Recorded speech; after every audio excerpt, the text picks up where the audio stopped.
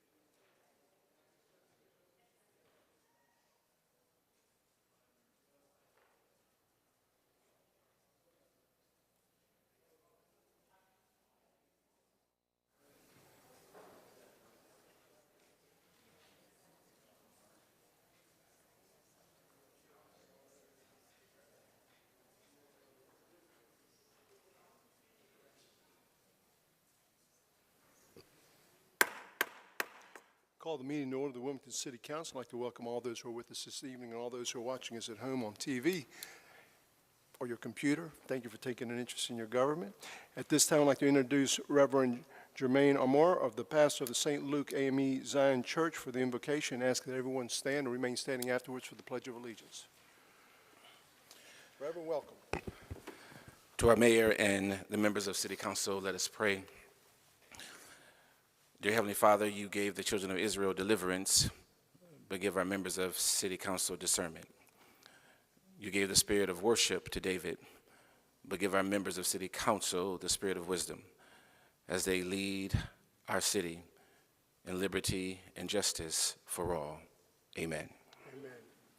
Pledge allegiance to the flag of the United States of America and to the republic for which it stands, one nation, under God, indivisible, with liberty and justice for all.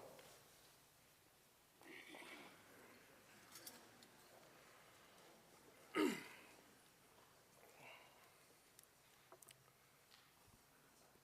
also like to recognize that Mayor Pro Tem Haynes will not be with us this evening. She's will be at our next City Council meeting, so she has an excused absence. I do want to say that the community has lost, this city has lost two good, strong public servants that have served this community for many, many years. The first one is Tony Rivenbark. Tony was a beloved leader in downtown Wilmington and the first employee of Thalian Hall. He served as the executive director of Thalian Hall since 1979 and dedicated the greater part of his life to Wilmington Theater and to the Thalian Hall. He was instrumental in restoring historic Thalian Hall, having partnered with the City of Wilmington and the Board of Trustees on major renovation projects. And the Star News awarded him in Wilmington's Lifetime Achievement for the Arts in 2004 and the Enduring Contribution to Wilmington's Theater Award in 2014. Tony portrayed dozens of theater roles in Thalian Hall's stage, from Benjamin Franklin to Ebenezer Scrooge to Bossy and the Cow.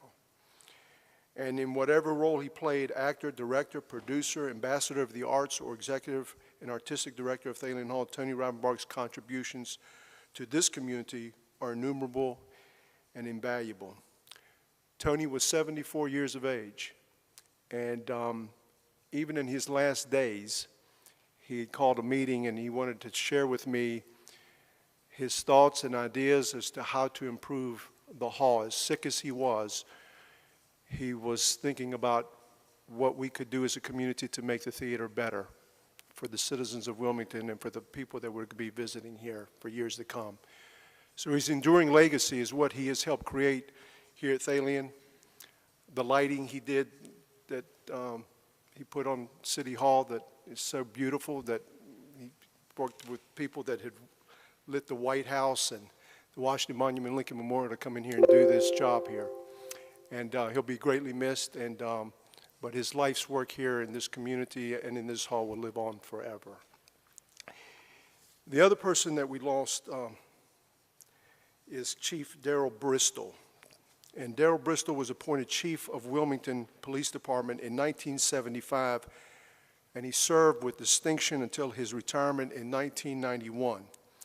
He is recognized as the longest-serving police chief in Wilmington's history with 16 years of service in that position.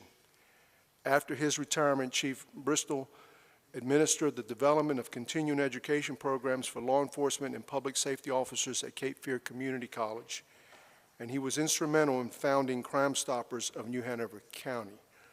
He is remembered as an advocate for equality and fairness, a difference maker in our community, and as someone who left Wilmington better than when he found it. Daryl was 88 years of age, and I will also say that our police chief, Donnie Williams, one of his mentors was Chief Bristol. He was the person that hired Chief Williams.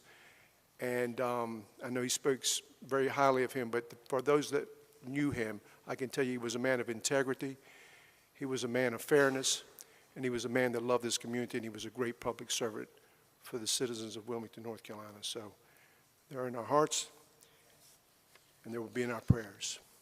Thank you. This time, there's several presentations. We have a proclamation recognizing July as the National Parks and Recreation Month.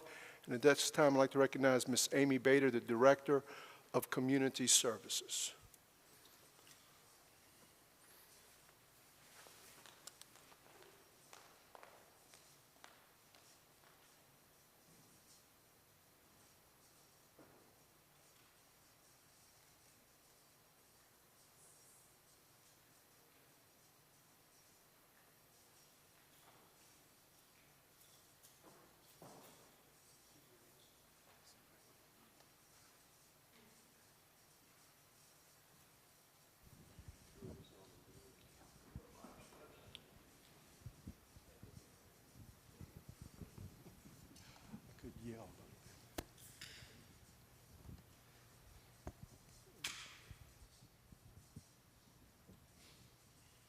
Proclamation reads, whereas Parks and Recreation is an integral part of communities throughout the country, including Wilmington, North Carolina, and whereas the U.S. House of Representatives has designated July as Parks and Recreation Month, and whereas parks play a vital role in the physical, social, and economic well-being of citizens, and whereas Parks and Recreation encourages physical activities by providing space for programs, sports, trails, tennis courts, golf courses, and many other activities designed to promote the active lifestyle, and whereas Parks and Recreation programming and education activities such as after-school programming, sports, and environmental education are critical to the childhood development, and whereas Parks and Recreation increases a community's economic prosperity through increased property values, expansion of the local tax base, increased tourism, the attraction and retention of business, and crime reduction, and whereas our parks and green space area ensure the ecological beauty of our community and provide a place for children and adults to connect with nature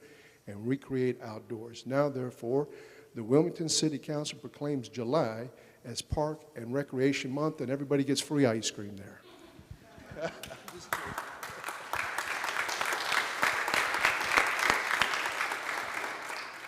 Thank you, Mayor, for your consistently strong support for Parks and Recreation over the years, as well as from this City Council and previous City Councils, and to the public for their consistent support for Parks and Recreation at the voting booth, for our referendums, for their continued public engagement, and for our Parks and Recreation employees, their pride and dedication to our facilities. I know this is appreciated by them, so thank you. Thank you very much. I appreciate it. Thank you. Thank you very much. Thank you.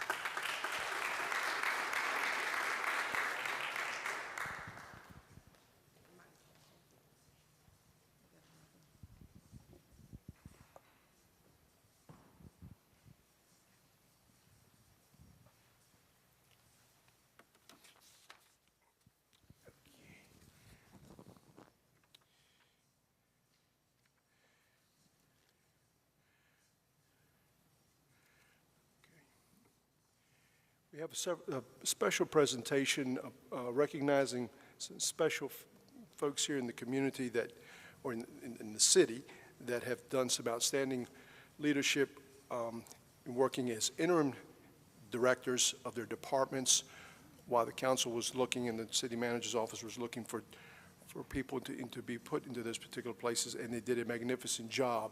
So at this time, I would like to ask Al Ragland and Ron Satterfield, that I know are both here. If they'll please join me. I also know that Jennifer Moretti is being recognized, but Jennifer's not here with us this evening. But if Al, if you'll come forward, and Ron.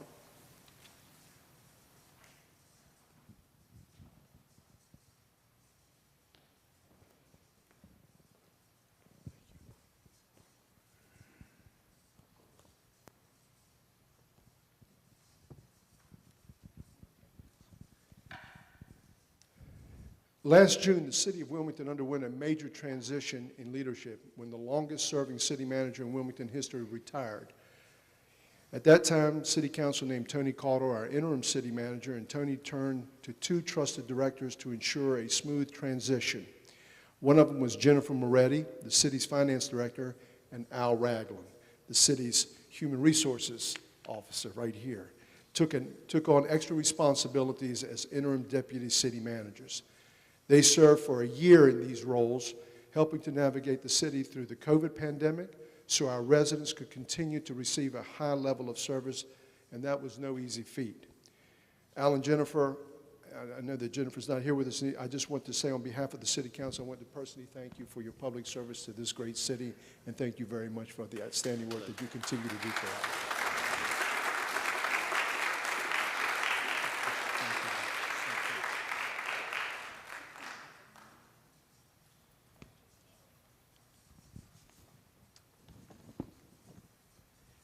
Last September, the city's planning director, Glenn Harbach, retired, and Ron Satterfield was tapped to fill that position as interim director.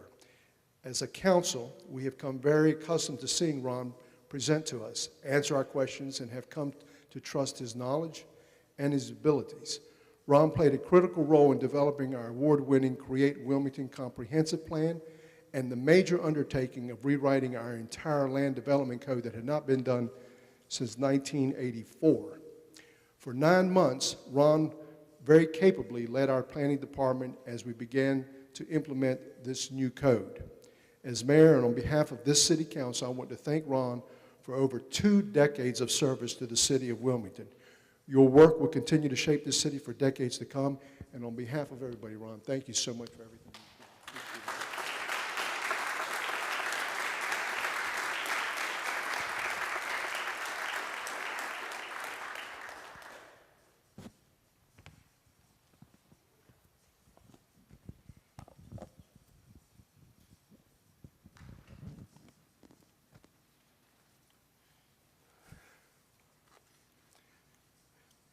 At this time, I'd like to recognize our city manager, Tony Cottle, who will be making a presentation on public safety and panhandling. Mr. Cottle? Thank you, Mr. Mayor. As usual, I won't be doing any of this presentation. We've got several capable staff members that will do this tag team approach, if you will. We're going to start with Jared Patterson, who will open the presentation and give us a rundown as to what you can expect with it. Jared? Good evening, Mayor and City Council. Our intent here is to provide an initial presentation for the full City Council as a means to gather continued feedback and guidance that will then develop into a more detailed response in line with Council's direction. This is going to be the same presentation that was presented at yesterday's agenda briefing, providing opportunity to reach a wider audience. I'm going to begin myself with an introduction to the topic. I'm then going to invite up the city attorney to give an overview of some of the legal considerations involving panhandling, followed by Chief Euler is going to provide some brief comments on enforcement. Mr. Moten will then discuss some social services related issues, and then finally I'll sum up for you with some immediate action items. I want to begin by pointing out that panhandling is a multifaceted issue. Food insecurity, our unsheltered population, social support services, mental health, public safety, traffic flow, law enforcement, these are all issues that come together and converge on the topic of panhandling. These are compounded by increases in traffic and pedestrian presence, which are associated with the population growth that we have seen in this community. We have seen concerns regarding panhandling from residents as well as from city council members. I will say that in the communications office, we have seen that through responses to our newsletters. Every newsletter that we send out into the community now includes a business reply envelope and a detachable form to make it as easy as possible for our residents to be able to communicate their concerns and questions to their city government so that we can be responsive to them. Thus far, just from the spring 22 newsletter, we have received 15 written concerns regarding the issue of panhandling. Some wrote of their concerns with traffic safety. One wrote about their inability to really know the type of need that a person shares and how to best help. We have a very robust social support system in Wilmington, and there are services for the needs of those demonstrated by persons associated with panhandling. We want to make sure that these services are well supported and to help our residents in need avail themselves of these services. Finally, a comprehensive approach.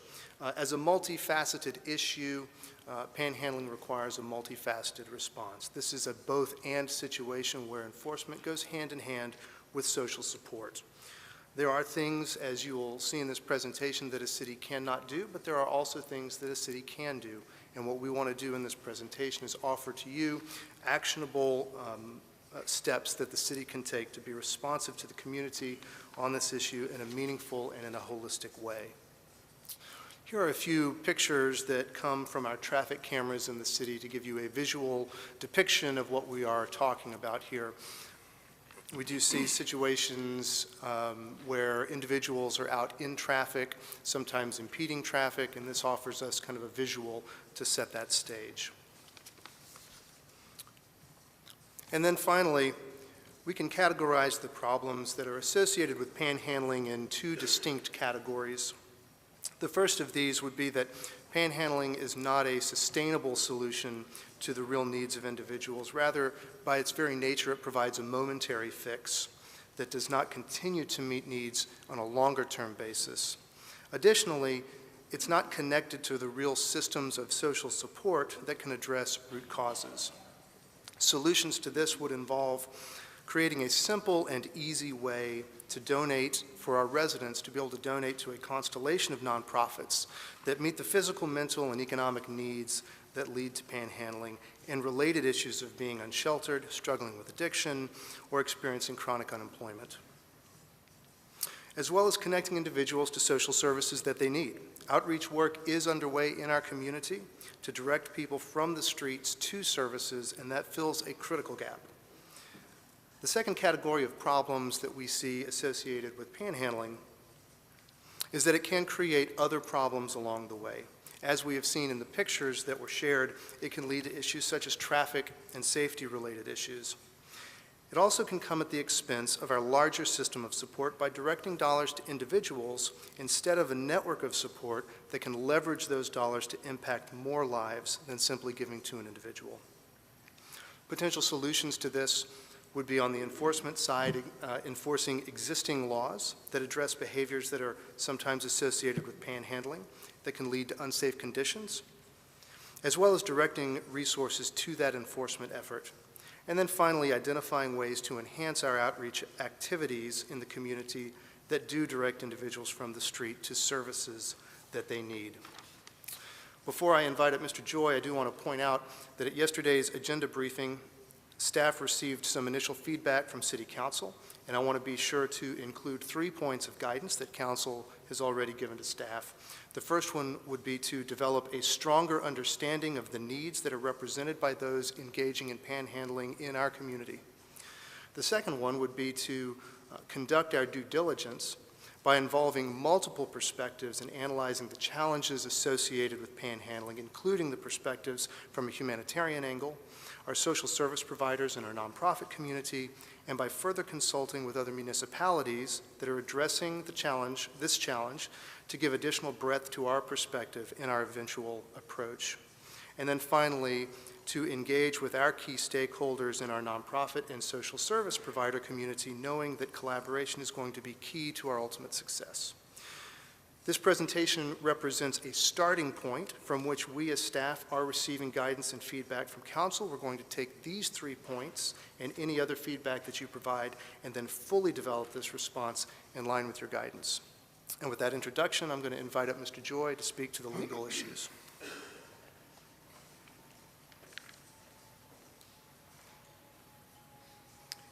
It is a little bit of an unusual role that I play up here tonight. Not only am I here to advise City Council and City staff, but I'm also here to help the public to understand what it is that City Council hears from its attorney, what it is that City Council understands that the courts have said you can do and you can't do. I'm going to begin by clarifying a few terms, then I'm going to talk about what you can't do, and then we will wrap up with what you can do. And just as a beginning, I want to point everyone to the screen, and I will show once again, this is the quote that I have on my office door. It is from the Supreme Court of Kentucky. I was advised that I should read it because some folks may not have it visually in front of them. As the Supreme Court of Kentucky so rightly said, freedom of speech does not exist for us to talk about the weather. To accept this liberty is to welcome controversy and to embrace discomfort. It is not the goal of the First Amendment to find peace and comfort. In fact, that's not really even a priority at all. Tonight, we are talking about panhandling, and we need to clarify that. We do have complaints that come in from citizens, and as Jared said, they run the entire gamut, the entire spectrum. But what we have found is when we define panhandling legally, we're talking about a request for an immediate donation. But when the complaints come in from citizens, if you'll see on the right-hand side or the blue side, it starts out saying, well, we saw people panhandling, but then as you go through it, we find out it's really about impeding traffic or littering, or someone threatened another person, or someone was trespassing, a whole number of general crimes that have nothing to do with speech, but yet they get labeled as panhandling, so we need to be clear in what we're talking about. I am precisely talking about panhandling, the act of soliciting or asking for an immediate donation. And there are two things, I will say this multiple times in my portion of this presentation, there are two things the courts have made crystal clear. Panhandling and solicitation are protected speech under the First Amendment. Also, streets and the medians that are in the middle of many of them are traditional public forums. And when that is the case, then it is government's burden to justify any regulation. In fact, the leading case on this is Reynolds v. Middleton. It is a Fourth Circuit case, and for the public who may not be familiar, North Carolina is within the federal Fourth Circuit Court of Appeals. The cases out of the Fourth Circuit are binding law in our area. Bottom line is, Reynolds v. Middleton is the law that we must live under here. And as you can see, they said there is no question that panhandling is protected speech. Well, what exactly does that mean? As I said before, the burden's on us. The city, the state, counties, no levels of government can generally just ban panhandling. Of course, folks say, well, we've seen ordinances and everything out there. Yes, there are a large number of ordinances out there. Most of them are going to be found unconstitutional if they are challenged. Our job is to find public safety. It is to keep traffic from being impeded, but to do so in a way that is constitutional. So what can we do? We can enforce non-speech related laws that already exist. And here's just a short list of them. There are others out there. Some of the crimes that are reported to us are not listed up here, but they are illegal under state statutes. And we can enforce that. If we were to craft an ordinance after we had tried all of this, after we could show that we have been out there, we've enforced these laws, and there are still legitimate safety concerns that are not addressed, only after we have done that due diligence and we can prove it with actual evidence. That's what the Fourth Circuit has told us. You have to supply actual evidence that your remedy is narrowly tailored to exactly the significant government interests that you are trying to achieve. You have to show that you've tried other methods that are less burdensome to speech, and they have failed. So, in wrapping up my part, the guidance that I will give to council and to staff, and that the public certainly should hear, is that, A, we as the city should update our existing panhandling ordinance, section 6-16. It has language in there from many years before many of these cases were handed down by the courts. We need to update that so that it's clear, so that citizens don't read it and call us up and say, well, why in the world aren't you enforcing it? We're going to do that. We'll be bringing that to council here within the next several meetings. Also, we can enforce the non-speech related to panhandling. It's not speech, it's the littering, it's the impeding traffic. We can enforce those. We're going to avoid content-based regulations, which the courts have told us they're going to review with the strictest of scrutinies. We can gather data and evidence, and then we can put our best foot forward. And I am now going to ask if there are any questions from council, and after that, I'll ask Chief Euler to come up to talk about what WPD is going to be doing. Councilmember Anderson. Thanks, John. I guess a common concern or question I hear is the medians primarily, and almost exclusively really, is the biggest complaint. And I think of when I'm traveling down the interstate and you see somebody with a flat tire, or I think it's even a law if you see a highway patrolman, you have to change lanes for safety, right? That is correct. So here we've got a situation where, I've seen it several times myself, where a large, a truck, bus, whatever, something that's eating up a lot of space, got big rear view mirrors, and the person that's panhandling doesn't even, it misses their back by an inch, in which case it would knock them into the other lane of traffic, and somebody runs over them. So, I mean, are we to advise our people to, if they're in that lane, not to get in that lane? I mean, I guess I see there's a law to get out of a lane for police officers and so forth, but in this case, it's okay, it's not a safety issue. No, council member, it is definitely a safety issue. The courts that have reviewed this, the Fourth Circuit, recognize the safety issue. What their holdings have told us and what we must adhere to is that we can't burden the First Amendment. We can't focus on, the panhandling, the solicitation. We can't just focus on that. We can't be over-inclusive, as in regulating it in places where there isn't a safety issue. We also can't be under-inclusive, only regulating panhandling where there is a safety issue if other things are creating it.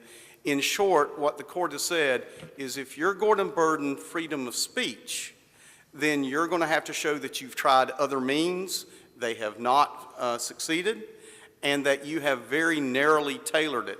One of the mistakes that the Henrico County, Virginia, which is where that case came out of, is they banned solicitation from the medians in the entire county.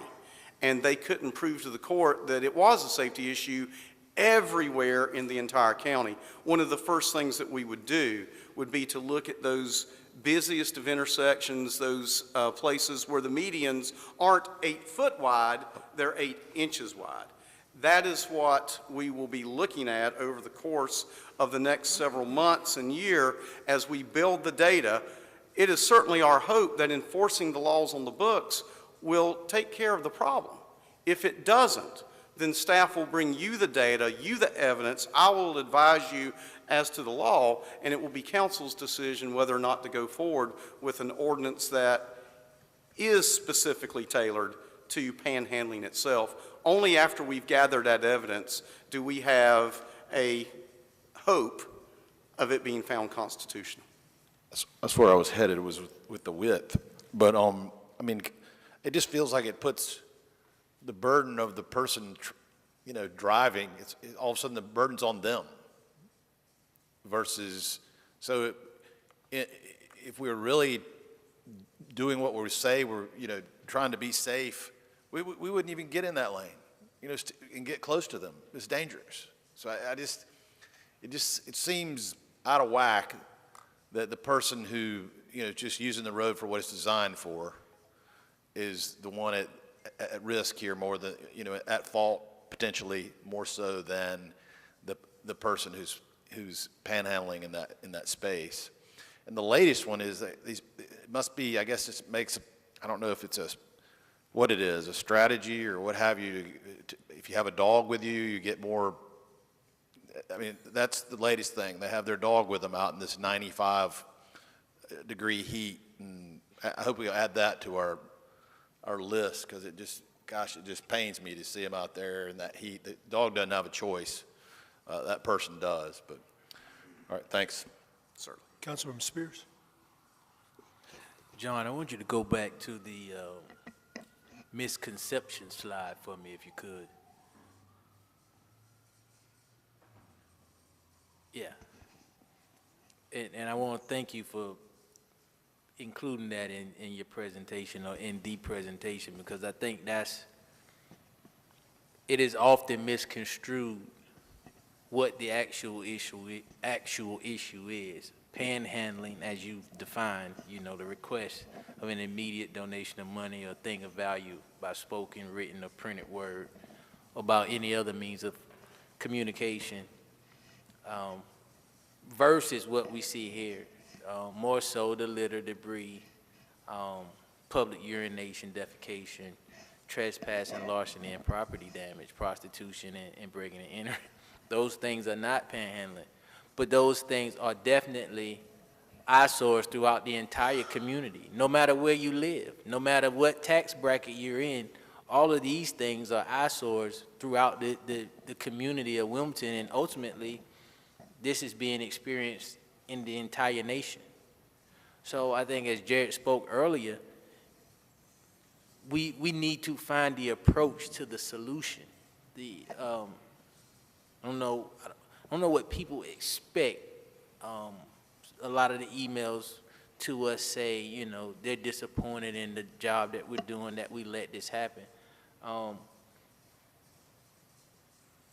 we haven't found the reason to, or the solution. We haven't found a solution yet. I don't think anybody in the nation has found a solution yet.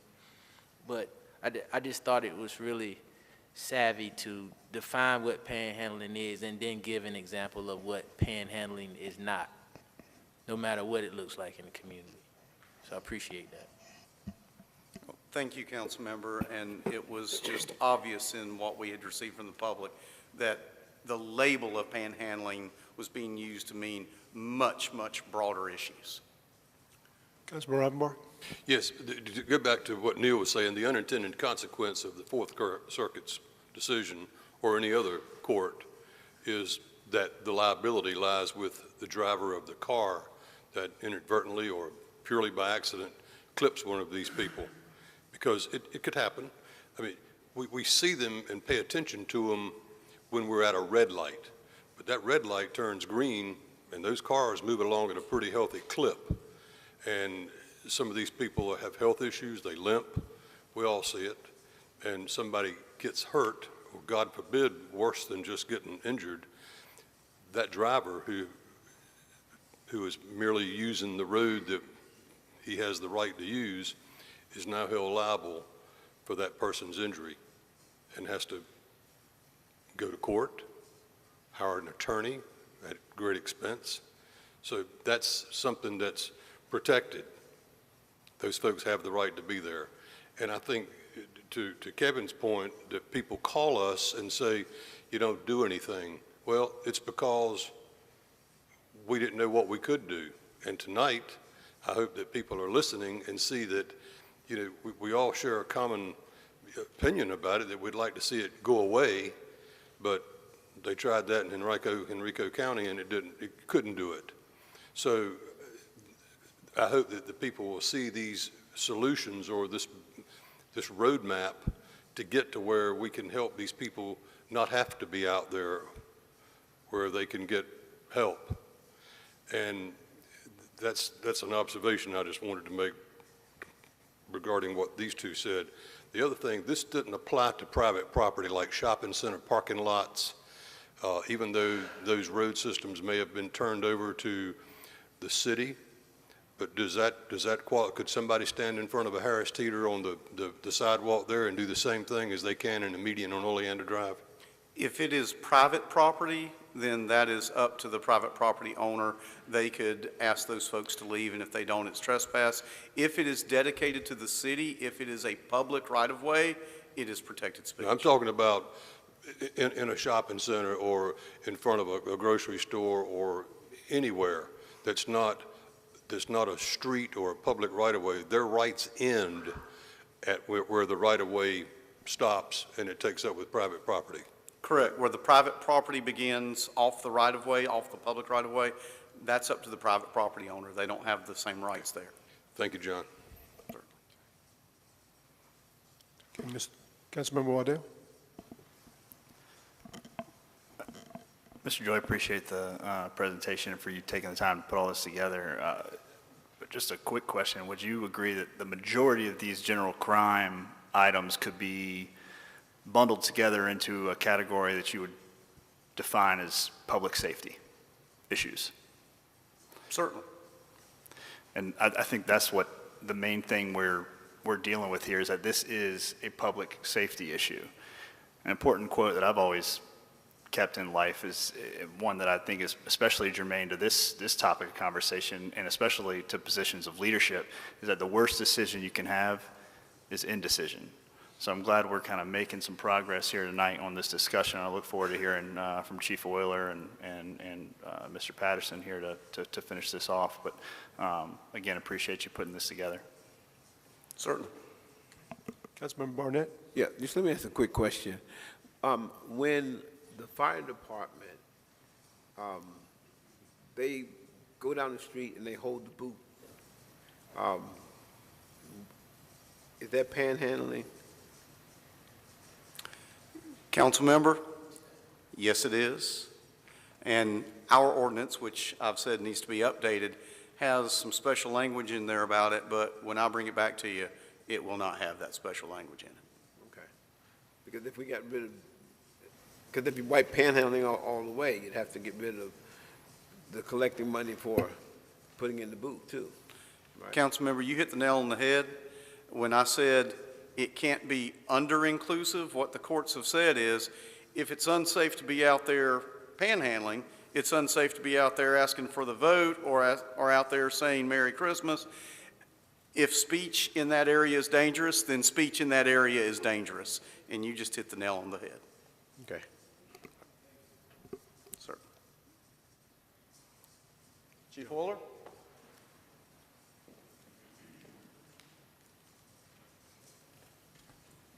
Good evening. So we've just heard from some of the folks about what we can and can't do, so what the police department is going to do. We're going to dedicate our resources to enforcing some of the existing non-speech related laws.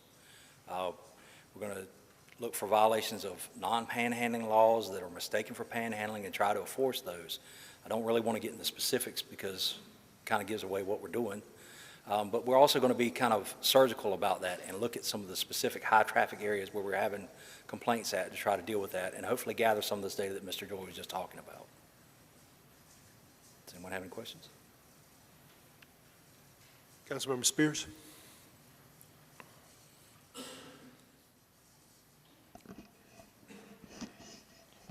Deputy Chief Oiler, I know you said you didn't want to get into the specifics of what you will do, but you're kind of leaving us on red. We want to know what you're going to do. We will enforce the law. I won't get into specifics as to how we're going to go about it. That's Right, but when you talk about, and I guess you're talking about the list I asked our city attorney to Yes, go sir. back to If we see a earlier. violation Yeah, in some of those intersections, we will enforce that law. Yes, sir. Right, but we don't necessarily see those things in the intersections, in the medians. Now, we do see those things happening in other parts of town. Yes, sir. Right, and so that's where the strategy and the specificity will be used correctly. Yes, sir. Right. So, yeah, I just, I think people want to know, this is a huge issue, and people want to know, we want to know what are you going to do? We want to know when you're going to do it, or how you're going to do it, or if you're going to do it like undercover or whatever, but, we It might definitely include want some to of know. that. Yes, sir. I can tell if I see you out there, with a sign or whatever, I would know it's you. So if you're going undercover to tackle some of these issues, I would know it was you. But, nah, just teasing you a little bit. That's fine. But, it's a huge issue. It really is. We are all getting these messages, and people want to know what's going to take place. And, yesterday when you said that, you were kind of brief, and you were brief again today, and if you could expound a little more, it would be helpful. Well, certainly we'll be observing some of these intersections, looking for some of these activities. And if we see those, we will take an enforcement action. So you could say more so of a greater police presence in our areas. You may see us in the intersection, you may not. All right, I'll be looking for you with that Okay. sign, man. All Okay. right. Councilmember Waddell. Chief, appreciate you being here tonight, and I think, would it be safe to say that you are just going to put a greater prioritization on enforcing the litany of laws that Mr. Joy put up earlier? Yes, sir, it'd be safe to say that. Thank you. Thank you, Thank you. Deputy Chief.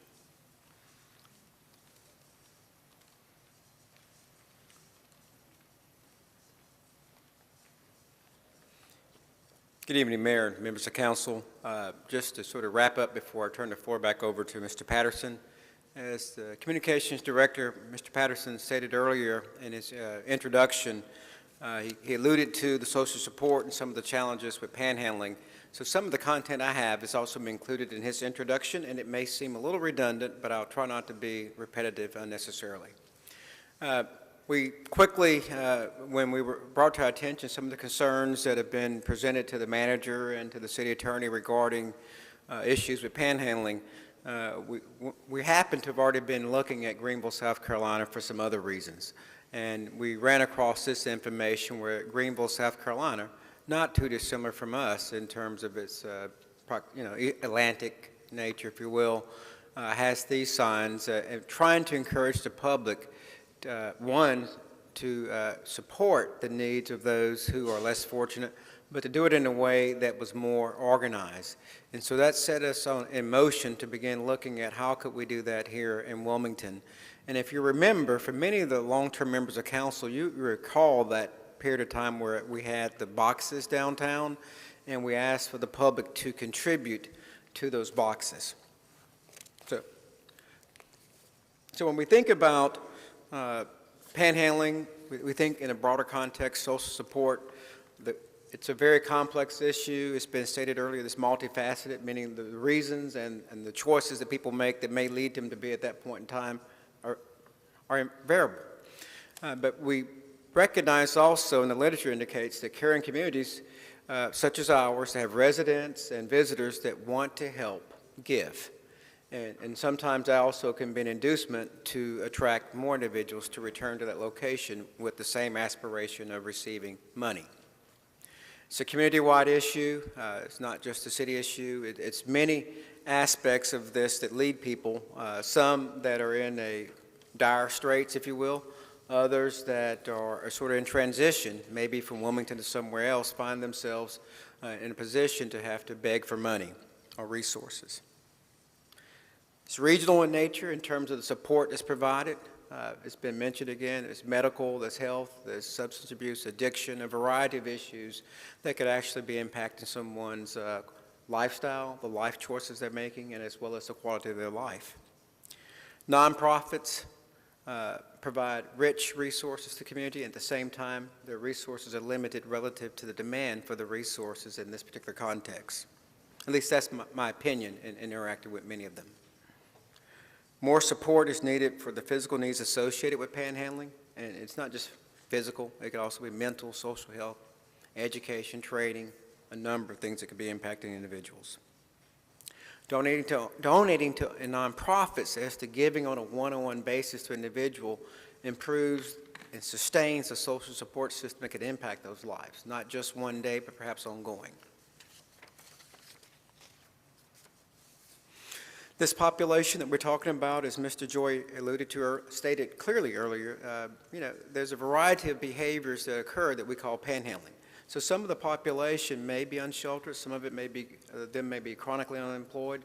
We know that we don't know enough about them. As you also indicated yesterday, we needed to begin to understand that population, outreach with them to see what their needs were. Some of the partners that we envision that need to be a part of this process to start with is at least your homeless advocacy central agency, which is called the TRI-HIC, the Tri-County Housing Interagency Council, that the members are City of Wilmington, New Hanover County, Pender County, and Brunswick County. As you can imagine, Wilmington serves as the hub for most of those social services within this region. There's also a need for us to fine-tune the approach. We need to maybe reach out to some other entities that may have more direct experience with this population, see what are we missing, what could we include. There's a need to educate and engage the community, the population that we're trying to serve, and then we'll have to devise a solution that will direct donors to agencies that provide shelter. So we know on the back end we can create the signs, but we've got to have a means of directing resources to a particular nonprofit that could be a clearinghouse for donations. Following yesterday's meeting, someone said, are we going to be collecting money at the city? I said, no. Our intention, and I think we all agree, the manager agrees and the city attorney, that we would look for a community partner to be the recipient of those donations that could then be delegated and distributed to the agencies that would support this population. So this is an illustration of what we envision. We have no shame in copying Greenville, South Carolina. It seemed to be very attractive. What we noticed was that this particular signage conveyed empathy, compassion, and care for the welfare of our fellow man. And we thought we could emulate that, and so we began looking at where can we put some signs.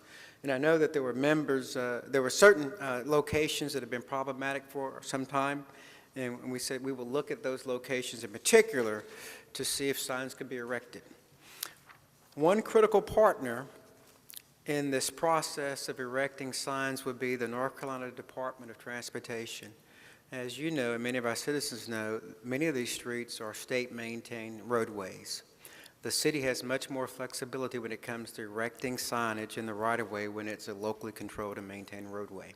So rest assured, we're working through that process with DOT, but we do not have a final resolution at this time.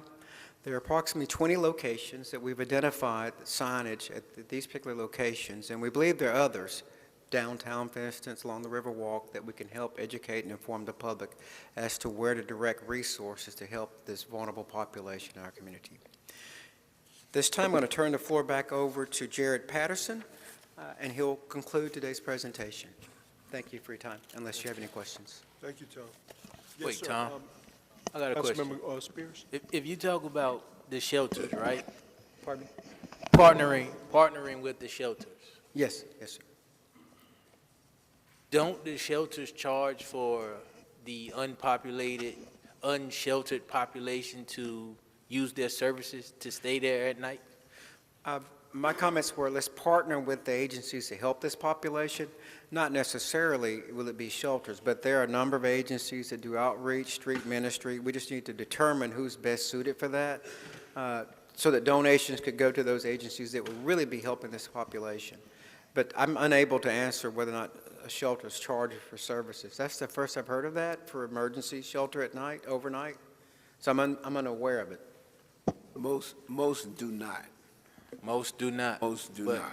But doesn't the Salvation Army charge? Don't, somebody in this room has to know that. I've heard that over time. I'll be happy to look into it. I do not have that Yeah, I think information. And I say that to say, if a person is trying to get in a warm bed at night or just be in a building at night, panhandling may be their best option to come up with those dollars to get in that building, to get that bed, to get a blanket at night, you know, as opposed to going to another organization, nonprofit organization or agency, and waiting to see, jumping through hurdles to receive a check or some, you know. So I think we really just need to think the process through. Okay. We'll certainly make note of that. And again, I think it'd be critical for us to understand this population. What are their needs and their situations? And let that be a little bit of what direct us. Any other questions, Mr. Mayor? Members of council? Thank you. Thank you.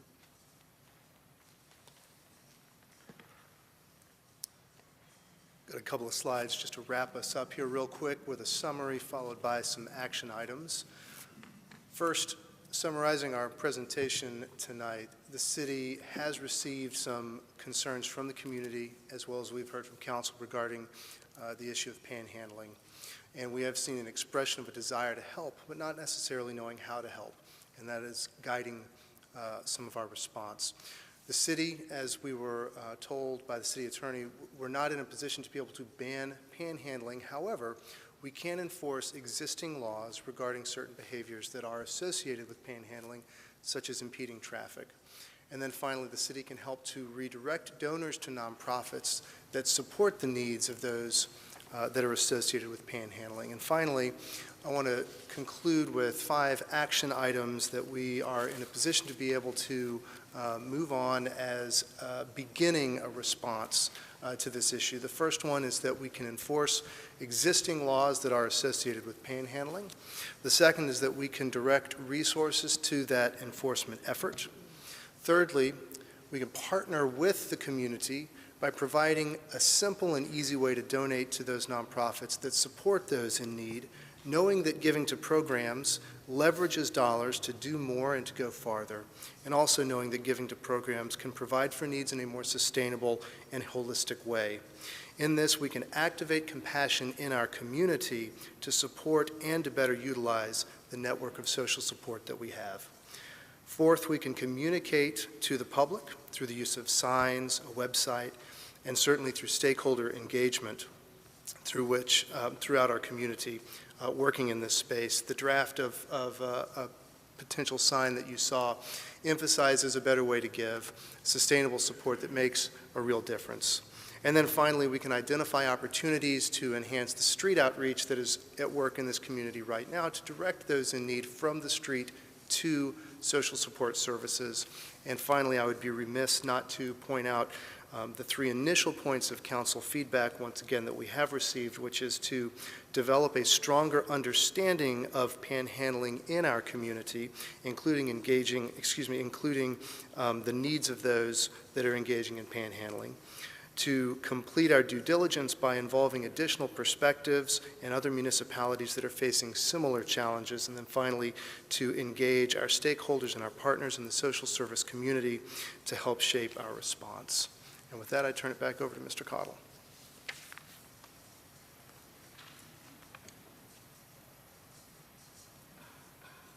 That concludes our presentation, Mr. Mayor. We just want to determine if there's any additional feedback that we did not capture from yesterday, and if so, we'd like to capture that, and then we will be back to you with periodic reports. Well, I think we all understand this is a complicated and a complex issue. I know it's happening everywhere I go in the country. I see the same thing happening. So it is protected under the First Amendment. We understand that, John. And I think the concerns that have been shared with us is more about the impeding of traffic, especially in the folks that are standing in the right-of-ways or in the medium. So, well, as Mr. Patterson has noted, enforcement can begin immediately. The ability to bridge that gap between those who want to give and those who need to receive will be a little bit more time-consuming and forthcoming, but we will be coming back to you probably within 90 days with an additional report as to where we stand on both the enforcement and on the bridging of that gap. okay, thank you, Mr. Cottle. Our next item of business are consent agenda items 1 through 6. Are there any items that any council member would like to hear separately? If not, what are the wishes of this council? I'd like Yes, sir, Mr. Anderson. Yes, sir, Mr. Anderson, did you have a comment? C2 and C3. Mr. Mayor, we also request that you remove item C5. That's correct. Okay. C5? Yes, sir, that's Gotcha. ineligible. But, Mr. Anderson, do you want 2A and 2B or just 2A? 2A and 2B. All right, do we have a motion to approve council's consent agenda items 1 through 6, excluding items C5, C2A, and C2B? I think, I didn't do 3, Captain. You wanted to do? Okay. No, I did not. Okay, we have a motion to approve by Councilmember Barnett, second by Councilmember Waddell. Discussion, all in favor of that motion, please indicate by saying aye. Aye. Any opposed? Item passes unanimously. This time I'd like to recognize Councilmember Neil Anderson. Mr. Anderson? Tony, I guess on C2, I recall a pretty good conversation during the budget about getting a report from UNCW, and we even talked about, I thought we were going to revisit it in great detail and sit down with them. And now we're just approving this status quo of just like none of that happened. So I'm just kind of surprised to see that one on there. We intend to invite the folks from UNCW to come in and provide a report to you with regard to metrics on what they've achieved thus far. That has not been done to this point in time. You did allocate the money in the budget. This contract just authorizes the expenditure of that money. If you choose to withhold that money, you certainly can until that, that presentation is made. Well, that would be, I'd like to have that conversation and see all that beforehand. I don't know how my other board, other council members feel. Aubrey Parsley is here and can answer more specific questions with regard to the CIE at Wilmington, and he and Chad McEwen recently took a tour over there. So, Aubrey. Good evening, Mayor Pro Tem is here, council members. Yes, city manager is correct. Deputy City Manager Chad McEwen and I recently went down to UNCW to have this discussion, make introductions with their new executive director who was just recently appointed, and we indicated at that time that a presentation would be in order, and we had earmarked tentatively for that to take place in September.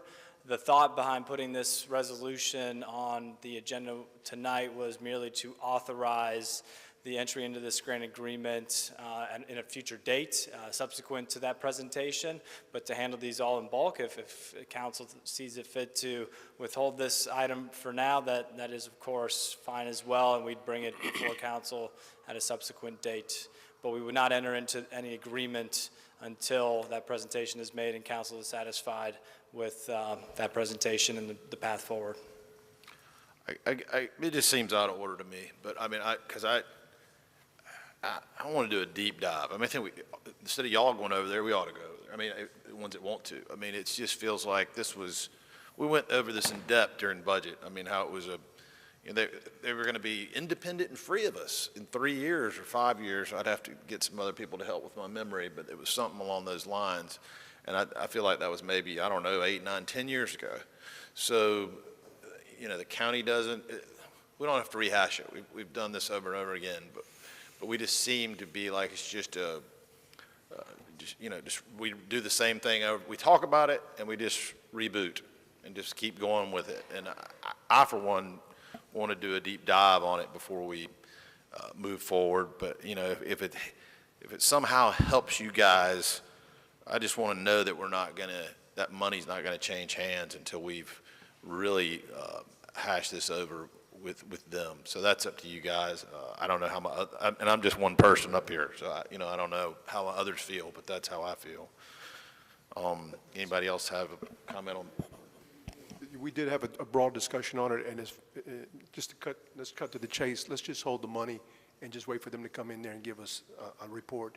And if members of the city council want to go to the CIE, Aubrey, you can make arrangements for the council members to go there. Yes, absolutely. And take a tour and have an opportunity to ask questions of the CIE and what they are doing and what they have done. Yes, absolutely. Okay. Thank you. Okay. Yes, sir. Luke? Okay. That's it. Very good. Okay. So you want to go to 2B? Just who's the best contact on this one? Aubrey as well. Okay. Aubrey. Don't get comfortable just yet.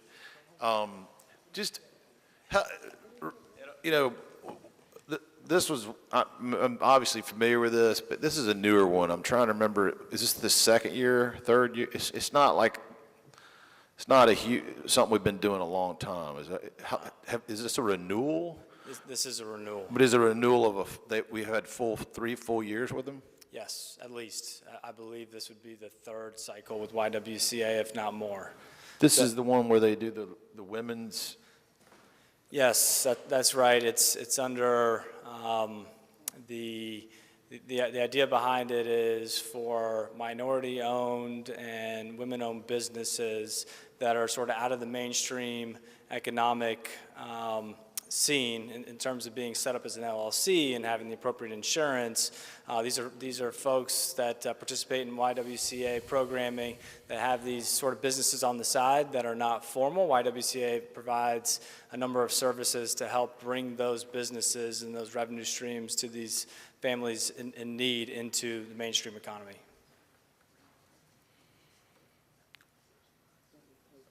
Okay.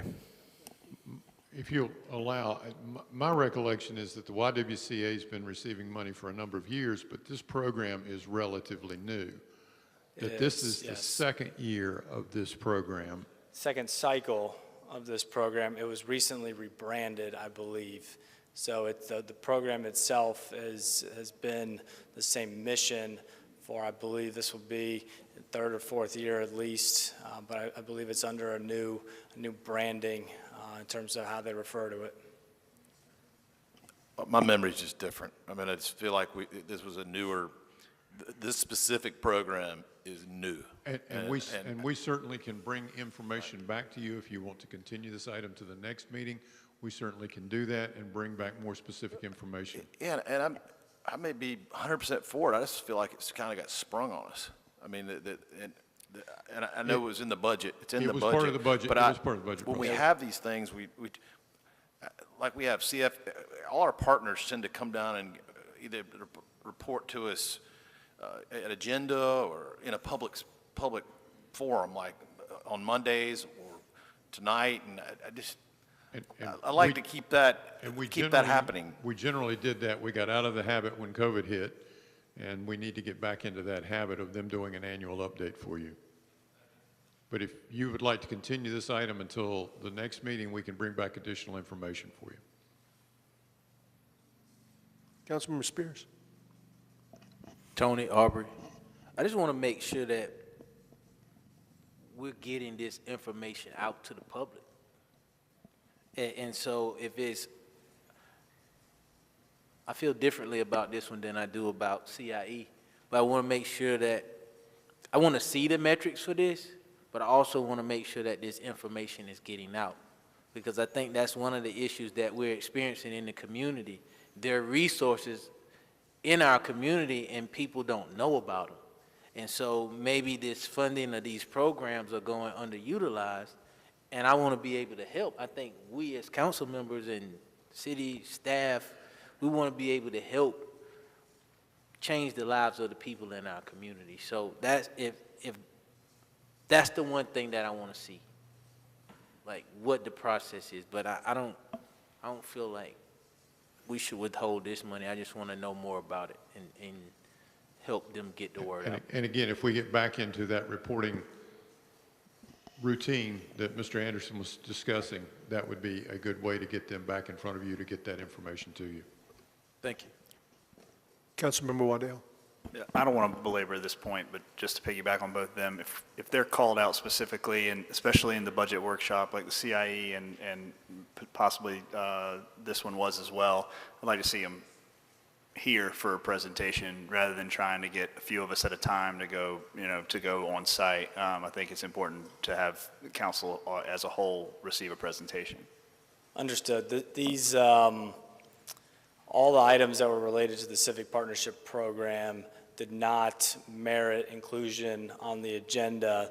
The 5 items from the Civic Partnership Program that are on the agenda tonight, these 2 on the consent agenda and the other 3 as independent resolutions, are on there because the value of the total contract exceeds the city manager's authority, allowing for entry into those agreements. All the money's already been appropriated via the budget for each of these organizations, as developed in the March and May budget workshops. But these 5 are on the agenda tonight, but there's 13 in all, so there's a number of presentations which we're happy to schedule. And we wouldn't want all 13, just ones that have been specifically called out in the during the budget workshop that we wanted to further review in person. I think that warrants them coming in person and walking through their needs. Understood. Just, I mean, we hold other nonprofits to some degree of accountability, and I know that used to be something they would all come down, and we need to get back in that habit.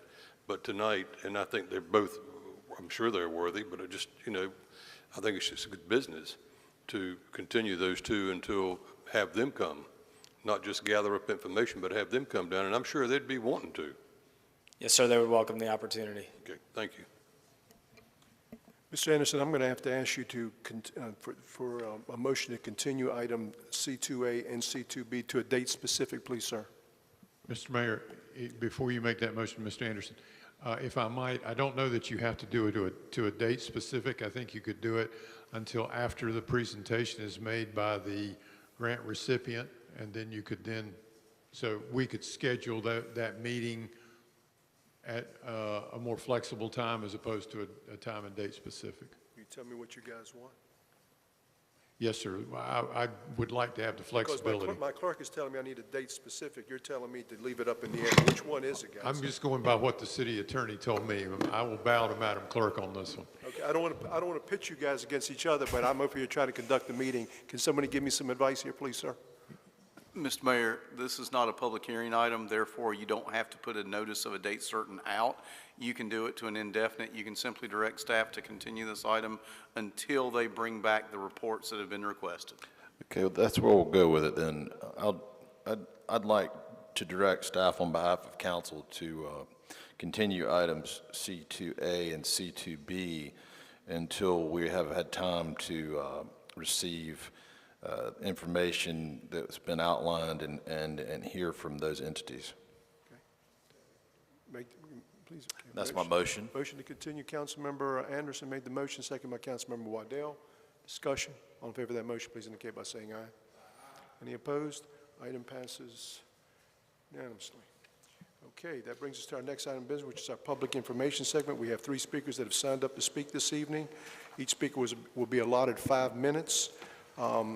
First speaker is Obad David Ward. Mr. Mayor, I'm sorry. If the city attorney could advise you on how to handle C5, which staff asked to be pulled. Okay. Mr. Council? Mayor, if you would just vote to deny that permission. Okay. I'll make the motion. Okay, who wants to make the motion to deny? We have a motion to deny by Councilmember Ravenbark, second by Councilmember Waddell. Discussion. All in favor of that motion, please indicate by saying aye. Any opposed? Passed unanimously. Thank you, Penny. Okay, that brings us to our first speaker this evening, Obad David Ward, who will be speaking to us about imagining a new Wilmington. Mr. Ward?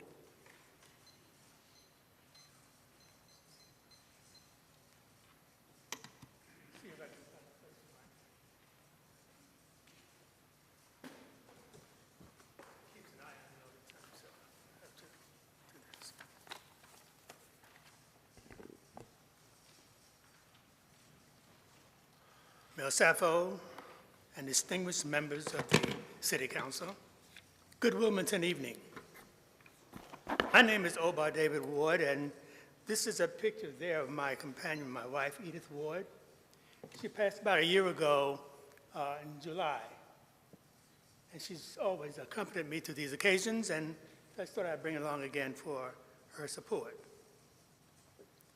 I'm an elder, an adult scholar at the UNCW, a Korean veteran, a native born in the region, and a very concerned citizen. For the record, we, my wife and I, really love Wilmington. When we arrived here as newcomers in 2006, after searching far and wide, except in Paris, we knew we had found our place in the sun. We came with the idea of sharing our talents and resources in appreciation for the privilege of being here and enjoying our nirvana, our place of peace. After becoming adult scholars at UNCW, where we first met Mayor Sappho, we volunteered our service at the DC Virgo Middle School. Am I to pause? No, you can keep going. I'm sorry. Okay, let me go back. After becoming adult scholars at UNCW, where we first met you, Mayor Sappho, we volunteered our services at DC Virgo Middle School, where Mr. Cummins was the principal. We established a program there called the Ujima Motivational Mentoring Program for students needing assistance from African American independent professionals because the shortage in hiring African American teachers were not there. This shortage yet remains. In any case, we were becoming bona fide citizens, and that was our beginning, and we continued. However, the purpose of my presentation here this evening is to enlist your support as agents of change in reimagining a new Wilmington, a port city like no other. Just think of it, the jewel of the mid-Atlantic states, Wilmington. To realize this new city will require courageous actions by this select body and perhaps others to facilitate the measures I'm proposing. These changes, if implemented, will elevate Wilmington to the lofty status it deserves in the ranking of the great cities of North Carolina and beyond. Let me move on to the points I want to present because I know time is limited and your time is valuable. But before we can become truly excited with our imaginings, some observations of note. The city has some negatives that it needs to address, and some of those I heard was addressed tonight, and I'm really happy about that. It was about the homeless, the mentally ill, the underserved, the youth, and the elderly. Unless we provide for our poor among us, our efforts will be in vain. We need to share our love and feeling our pain together, or the booming economy we are experiencing now may soon burst. It needs to be remembered that we are living on the edge, especially during the season of the hurricanes and tornadoes, when nature can bring us balmy breezes or winds that could bring great destruction. However, if we are righteous about our dealings, we can face today and tomorrow less afraid of any consequences. Now to my proposals. Number one, I'm proposing that you tweak the spelling of Wilmington by adding another L to the spelling of its name. This will truly change the character of the city and give it its distinction and reflection and the uniqueness for which it deserves and the will to have it become. It's a bold venture, but I believe we can muster the will to make the addition. Then we can say we are the Wilmington. Imagine the Wilmington taking such a courageous stand and see it realized is awesome, but requires courage. Two, I'm also proposing that we change the name of the Cape Fear River to maybe the Cape of Wilmington. With our new beginning, we need not to be afraid of the river any longer. We need to send the message that we are no longer where we were. Those days when pirates and other navigators sailed the hazardous waters of the river are gone, hopefully forever. Three, I'm proposing that we also let the additional L in the spelling of our new name, Wilmington, represent love. Love for all of our citizens and our neighboring communities. Let us invoke love to truly address wrongs Wilmington has done in 1998 and other times. If we allow love to be our anchor, I believe we can never fail. It will be our greatest force toward the potential threats. Then we let it be known that if you are coming to Wilmington, you had better come right, or you will not be welcomed. You will have to hit the road, Jack, as Ray Charles used to say. So now, Mayor Sappho and distinguished members of the council, the ball is in your court. Be it yours to carry on. I hope the simplicity of my proposals are appealing.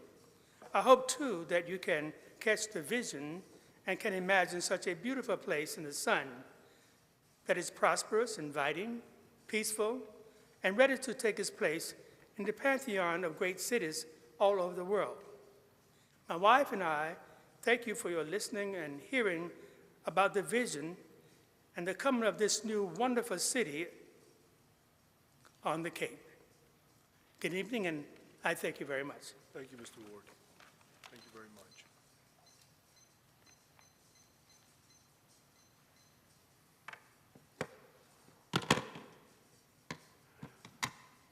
Our next speaker is Erica O'Brien, who will be speaking to us for resolution protecting reproductive rights in the city of Wilmington. Ms. O'Brien?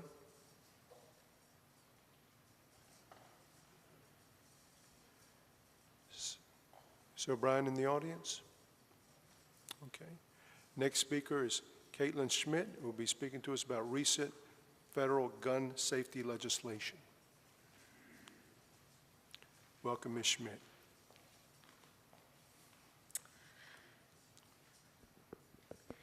Good evening, and thank you all in advance for your time and attention this evening. My name is Katie Schmidt. I am a Wilmington resident. I am a writer, I am a sister, and I am a gun violence survivor. As of August 5th, 2020, when my little brother committed suicide by gun. Shortly after my brother's death, I also became a Moms Demand Action for Gun Safety volunteer. On June 25th of this year, 1 month after the massacre that claimed the lives of 19 children and 2 of their teachers in Uvalde, Texas, the Bipartisan Safer Communities Act was signed into law. While the intricacies of this law are vast, and I do hope it was noted that I said I am a writer and not a lawyer, most of this new law was supported by citizens and politicians, gun owners and non-gun owners, Republicans and Democrats.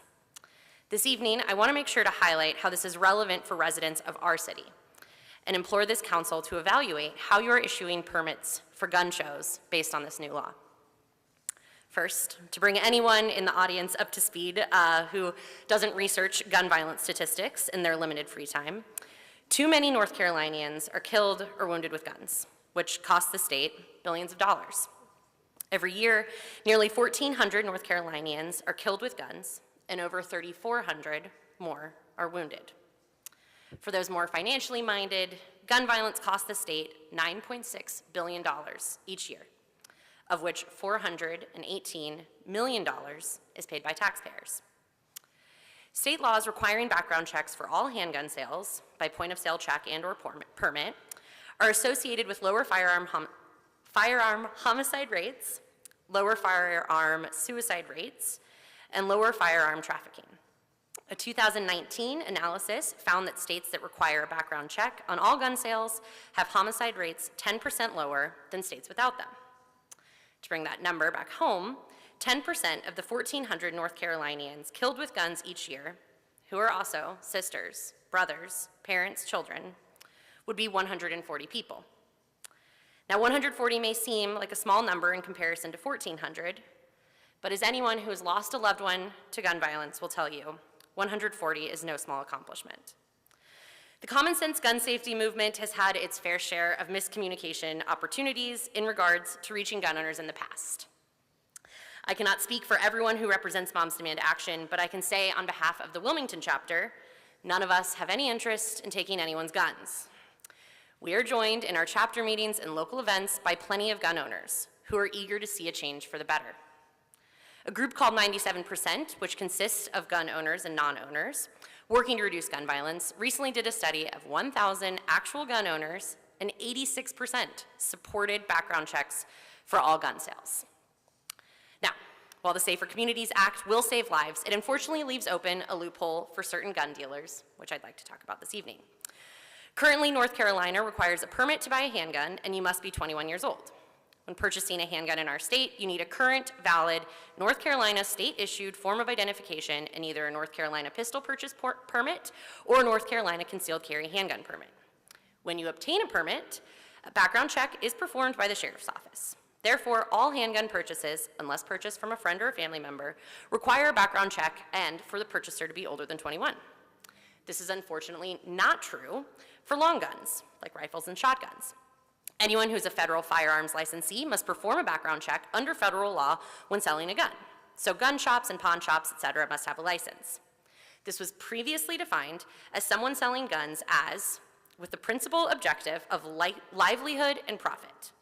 The recent Bipartisan Safer Communities Act changed it to just predominantly earn a profit. The language here matters. Gun show vendors could get around being a dealer in firearms just by saying that dealing in firearms isn't their principal objective of livelihood and profit. As long as it could be considered a side gig or a hobby, then they couldn't be considered a dealer. Now, anyone who sells firearms to obtain any form of monetary gain can be considered a dealer in firearms. The distinction here is important because if you are a dealer in firearms, then you must abide by federal licensing laws that state, no person shall engage in the business of importing, manufacturing, or dealing in firearms or importing or manufacturing ammunition until he has filed an application with and received a license to do so from the Attorney General. And if you are a licensed dealer in firearms, then you must perform a background check on every firearm sale.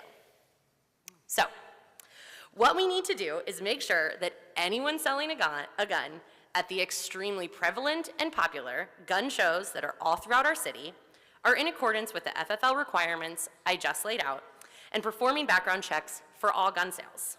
This is a loophole that needs immediate action, as without it, our city is only gaining more and more momentum toward being overrun with unchecked, irresponsible gun owners, something that, again, responsible gun owners and non-gun owners alike are on record of not wanting.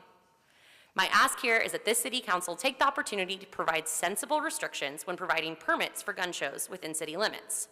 All dealers participating in a gun show must be a federally licensed dealer unless they can provide proof that they are improving or liquidating personal firearm collection. If it is determined that there are non-licensed dealers at a gun show who are unable to provide proof of that exception, then their permit could and should be revoked and denied any future permitting. I implore this council to put forth effort to ensure that permitted gun show events are adhering to the new federal laws. Issuing permits to events that are skirting federal law could of course mean legal trouble for localities issuing those permits, as well as an increase in unchecked gun owners and dealers throughout our great city of Wilmington. Thank you for your time. Thank you, Ms. Schmidt. Whoa. That was perfect.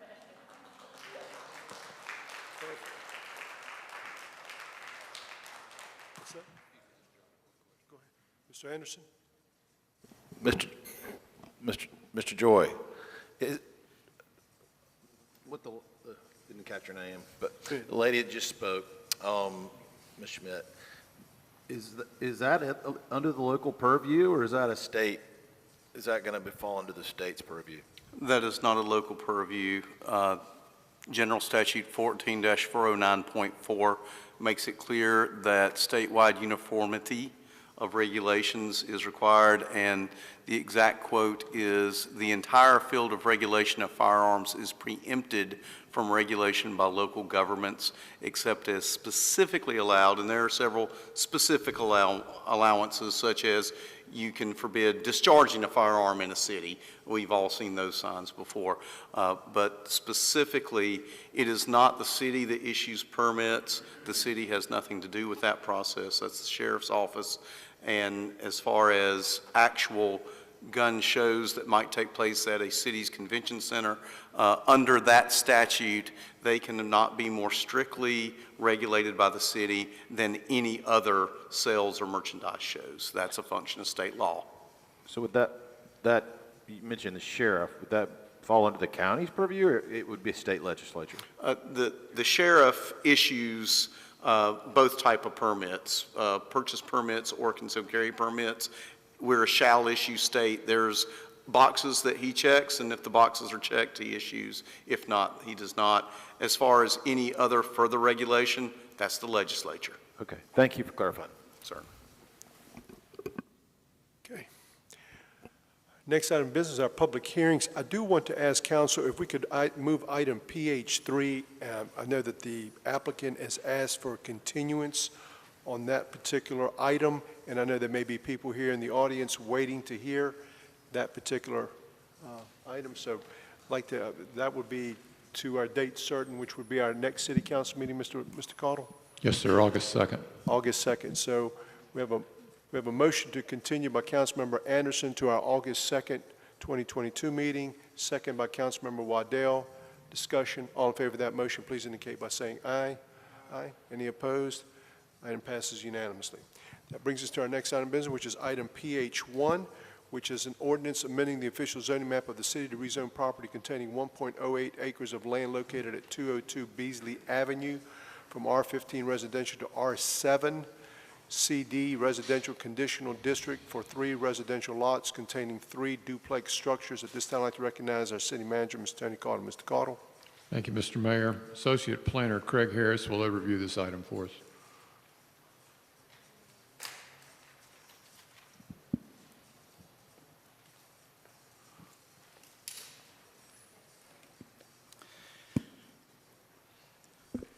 Thank you, Mr. Mayor and member of council. As mentioned before, the request tonight is to rezone R15 to R7 CD conditional district. The site is located on the north side of Beasley Road and contains approximately 1.08 acres and a single dwelling residence. This map shows the general vicinity surrounding the request. These are photos of the subject property and adjacent properties. And these are photos of adjacent land uses. The site is currently zoned R15 residential. The site is bordered by R15 and R10 CD residential zoning to the north, R15 and R7 CD residential zoning to the east, R15 residential zoning to the west, and R5 CD and R15 residential zoning to the south. Residential uses are located north, south, east, and west. Applicant proposes to rezone the property from R15 residential district to R7 conditional district CD residential for 3 lots, with each lot containing a duplex structure. The units are to be 2-story. The 3 duplexes would be accessed by a shared driveway with direct access to Beasley Road. Under the current R15 zoning, there is development potential of 3 residential units. Elevations provided by the applicant shows 2-story duplexes with garages located in the rear of the structure.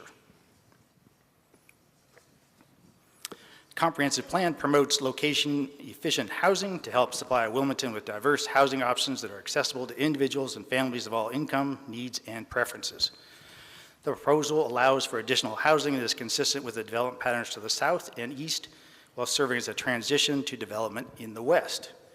Staff believes the proposed zoning amendment is consistent with the recommendation of the Create Wilmington Comprehensive Plan, and the request is reasonable and in the public interest. Staff recommends conditional approval with the conditions listed in the case summary be applied. Planning Commission unanimously recommended approval in their June meeting. That concludes staff presentation. I'm happy to answer any questions the council may have, and the applicant is here as well. Are there any questions of staff? Okay. Thank you, sir. This time I'd like to recognize the applicant.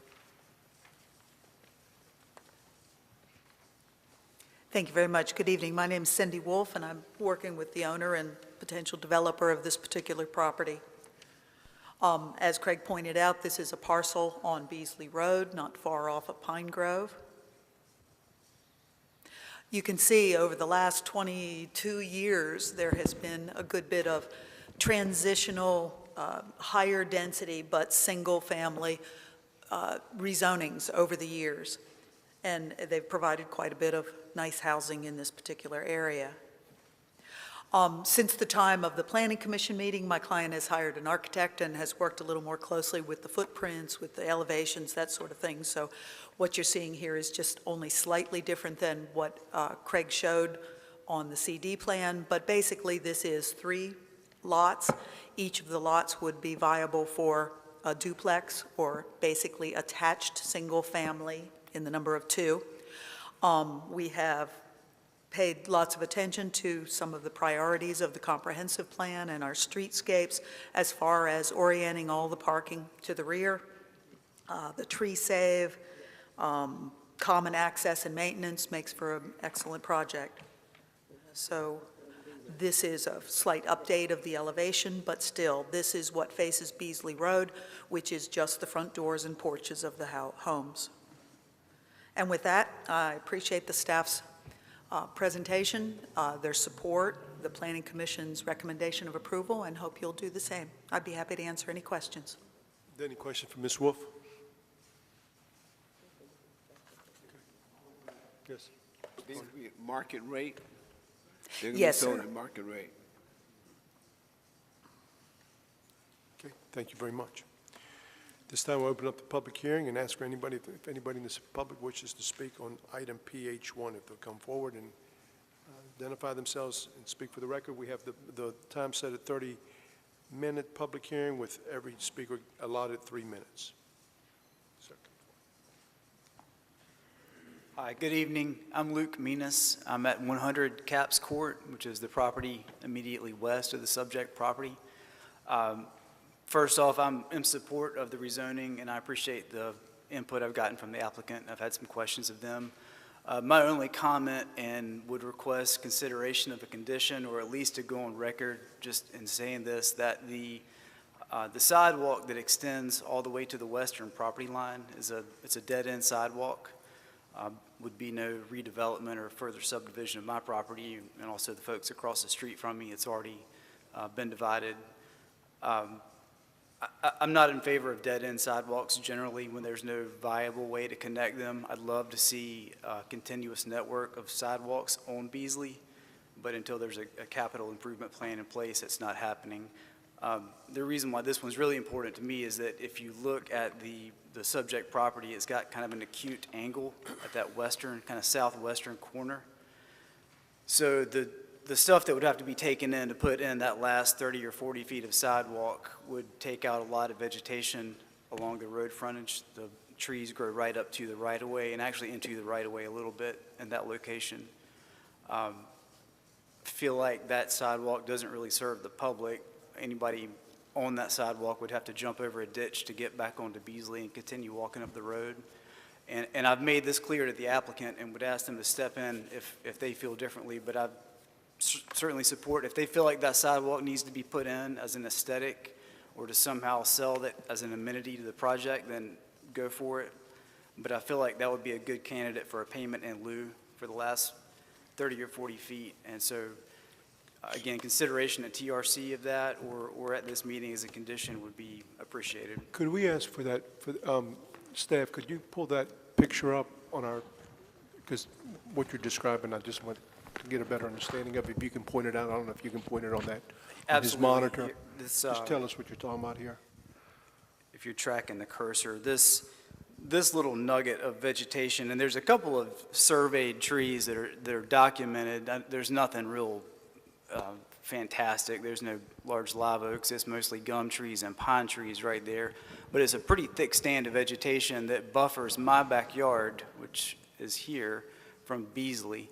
And so terminating this sidewalk at what is basically the end of their developed site with that cluster of light green trees they've got, I don't feel like it materially changes the look of their project, and I don't feel like it sells the city short on a contiguous sidewalk along Beasley. You come back and do that again in 20 years if you got a plan, but for right now, that would allow the site engineer to leave that outside of their limits of disturbance and would make a real big effect on my backyard for sure.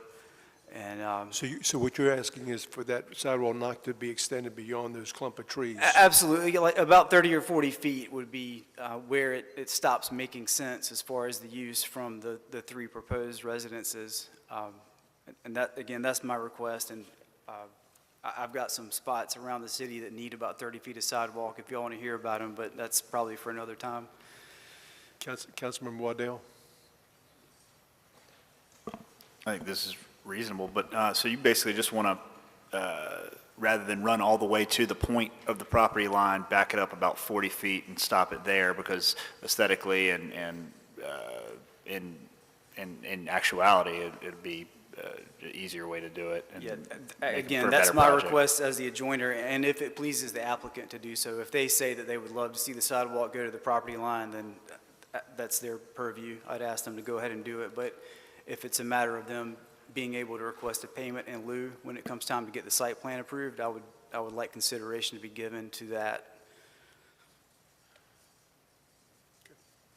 Thank you. Thank you. Thank you.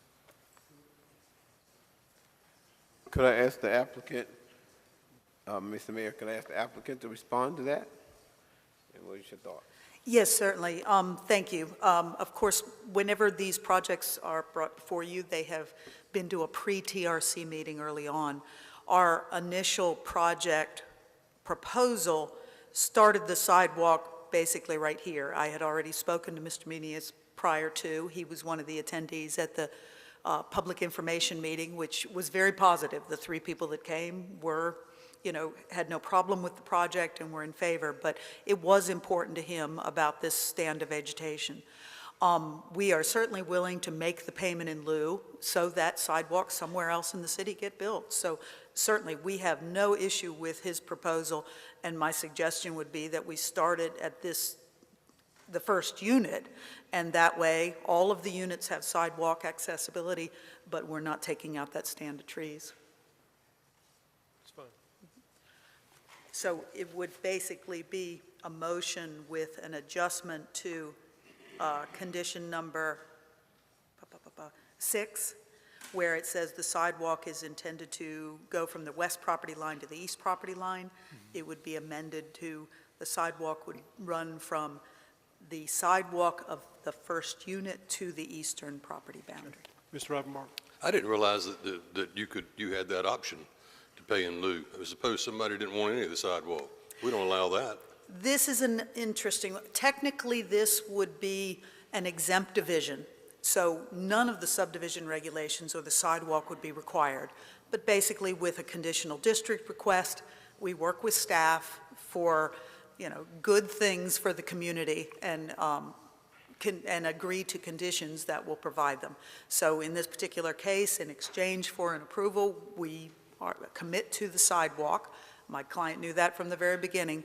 But like I said, we're willing to build the sidewalk in that scenario and make the payment in lieu for the last 40, 50 feet or 30, 40 feet. And that's your option? It is an option if the council makes that condition, adjust that condition as such. Okay. I know historically there's been a lot of angst there about that ditch overflowing during storm events, and I'm sure it's probably done that in the last week or two with what we've had. Is that something that with that storm water, is there a plan to alleviate that issue? This end of the sidewalk, we'll be working very closely because of that ditch, but it would probably push the sidewalk back onto the property, so there'll be a public, pedestrian, and non-vehicular access easement involved for whatever portion of the sidewalk is past the driveway. But yes, I think that if it doesn't have to go any further than that unit, it would be an advantage to the size of the ditch. And Okay, well, even in this area, you can see the ditch. I thought that the ditch went almost down to Pine Grove. It is deeper along this section right here, and then there's a large ditch running up the back of Mr. Meany's property. Will there be tile under that driveway access, or is it just going to work like a No, dam? that would be a culvert, yes, absolutely. Be a culvert. Okay, because I've gotten a lot of calls from some of my friends on Capps Court and others along Beasley about that unsightly and flooding. So, okay, thank you, ma'am. Okay. Anybody else? Okay. Seeing none, are there any further questions from council? So we just would motion, Mr. Mayor, we just motion if we were going to have an amendment to the condition. So we would motion to approve with an amendment to the condition. Yeah, condition, the condition would be, as the gentleman and as the applicant has agreed to terminate. Could you put the screen back up again, please? Mr. Mayor, can I assist with that language? Yes, you can, by all means. I'm not a lawyer. And Cindy will have to help me on this if I get it wrong, but a sidewalk is required to run from the sidewalk of the westernmost unit to the east property line. And I know you sidewalk twice, but there's a sidewalk that comes out from the door of the unit that's running perpendicular to this sidewalk that runs the length of the property line. Basically, that language would make it hook up to the sidewalk that runs to the door. I conferred with the planners, and I don't see Ms. Wolf giving me any indication that that's not acceptable. I move that. Need somebody that, whoever makes the motion must read a consistency statement for the record and also include that language that Mr. Joy just shared with us. Mr. Mayor, the public hearing? Yeah, and I will now close the public hearing and ask for the wishes of council. Got a motion and second. There you go. I move to approve the proposed amendment to rezone property located at 202 Beasley Road from R15 Moderate Density Single Dwelling District to R7 CD Medium Density Single Dwelling Conditional District for 3 residential duplex structures on 3 lots, and find it to be consistent with the relevant policies in the comprehensive plan based on the application materials and the information provided at the public hearing and in the staff report, and to find approval of the rezoning request is reasonable and in the public interest for the following reasons. The proposed rezoning would allow for compatible infill development and is consistent with the development pattern of the surrounding neighborhood, as well as the verbiage that Mr. Joy is going to give me again. And condition 6, the first line will read, a sidewalk is required to run from the westernmost side, or excuse me, from the sidewalk of the westernmost unit to the east property line. And we'll correct that. Okay. Great. We have a motion on the floor by Councilmember Waddell, second by Councilmember Barnett. All in favor of that motion, please indicate by saying aye. Aye. Any opposed? That item passes unanimously on first reading. Is there a motion to waive second reading? Motion made by Councilmember Ravenbark, second by Councilmember Anderson. Discussion. All in favor of that motion, please indicate by saying aye. Aye. Any opposed? Item passes unanimously on first as well as second reading. We're going to take a 5-minute recess for bathroom break, and we'll be right back.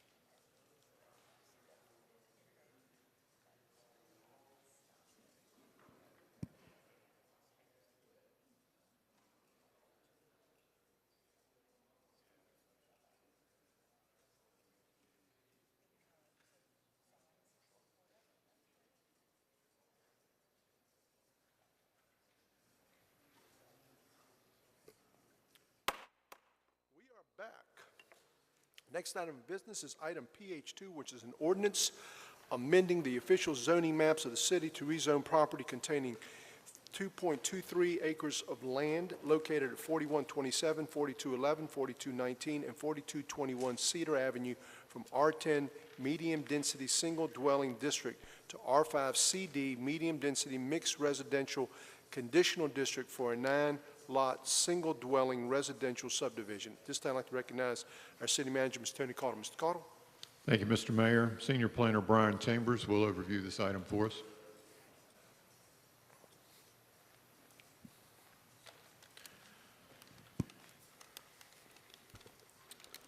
Good evening, Mr. Mayor, members of council. This site is located on the north side of Cedar Avenue between 41st and 43rd Streets. It's roughly 1 block north of Wrightsville Avenue. It contains about 2 acres, and it currently contains 3 single-dwelling units. This map shows the site with the context of the surrounding area. You see South Carr Avenue runs just to the east of the property. Here's several photos from the subject site. And then we have some photos looking north and south on 43rd Street and east and west on Cedar Avenue. The site is surrounded by single dwelling uses to the south and west, apartments to the north, and commercial to the east. The applicant is proposing to rezone this site to an R5 conditional district for a 9-lot residential subdivision. They propose a new local street to serve the proposed lots that would connect to Cedar Avenue. The applicant has agreed to a condition that the new homes located adjacent to Cedar Avenue would be oriented toward the right-of-way to be consistent with the other homes along that street. Traffic data indicates that this portion of Cedar Avenue and 43rd Street are currently operating within their design capacities. The estimated trip generation indicates the proposal would result in a minimal increase in estimated peak hour trips when compared to the potential build-out under the current zoning. The applicant has designed the site to allow for the preservation of several regulated, significant, and specimen trees. And I will point out that the new drive, there are some existing pecan trees out there.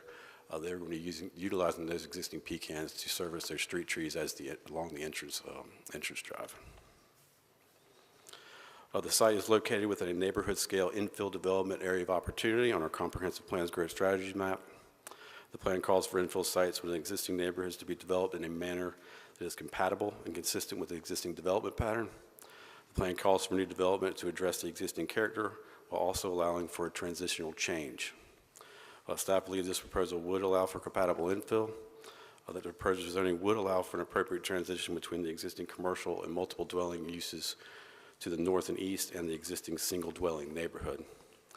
Staff believes this request is consistent with our comprehensive plan. The request is reasonable and in the public interest is recommended conditional approval, subject to conditions that are included in your report.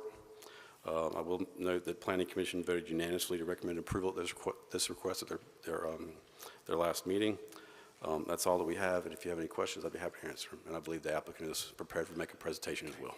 Thank you, sir. Are there any questions of Mr. Chambers? Okay. Thank you, Mr. Chambers. Thank you. This time I'd like to recognize the applicant. Thank you again. For the record, my name's Cindy Wolf.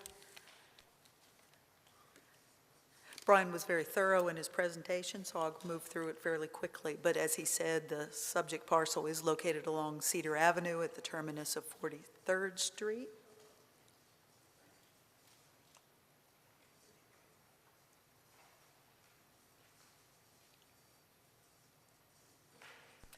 And as he said, currently, although his was crosshatched, you can see that there are 3 existing rentals. When the owner originally reviewed the comprehensive plan for guidance on potential redevelopment opportunity, the growth strategies mapping for these lands was a bit confusing. You can see it's in the pink area, not so much in the light tan. And I think that was based on the Carr Avenue commercial corridor rather than the more appropriate Edgewood neighborhood character. Neighborhood scale infill development is certainly the much more appropriate direction to proceed. It focuses on small lot infill, especially with single family use, and with new development keeping an emphasis on existing fabric of the adjacent community. We believe that the proposal that we have in front of you meets both of those criteria. You can see the subject tract is adjacent not only to the residential district, but also the commercial and the multifamily. The large lot model of the historic R15 district was necessary back when public utilities were not always available.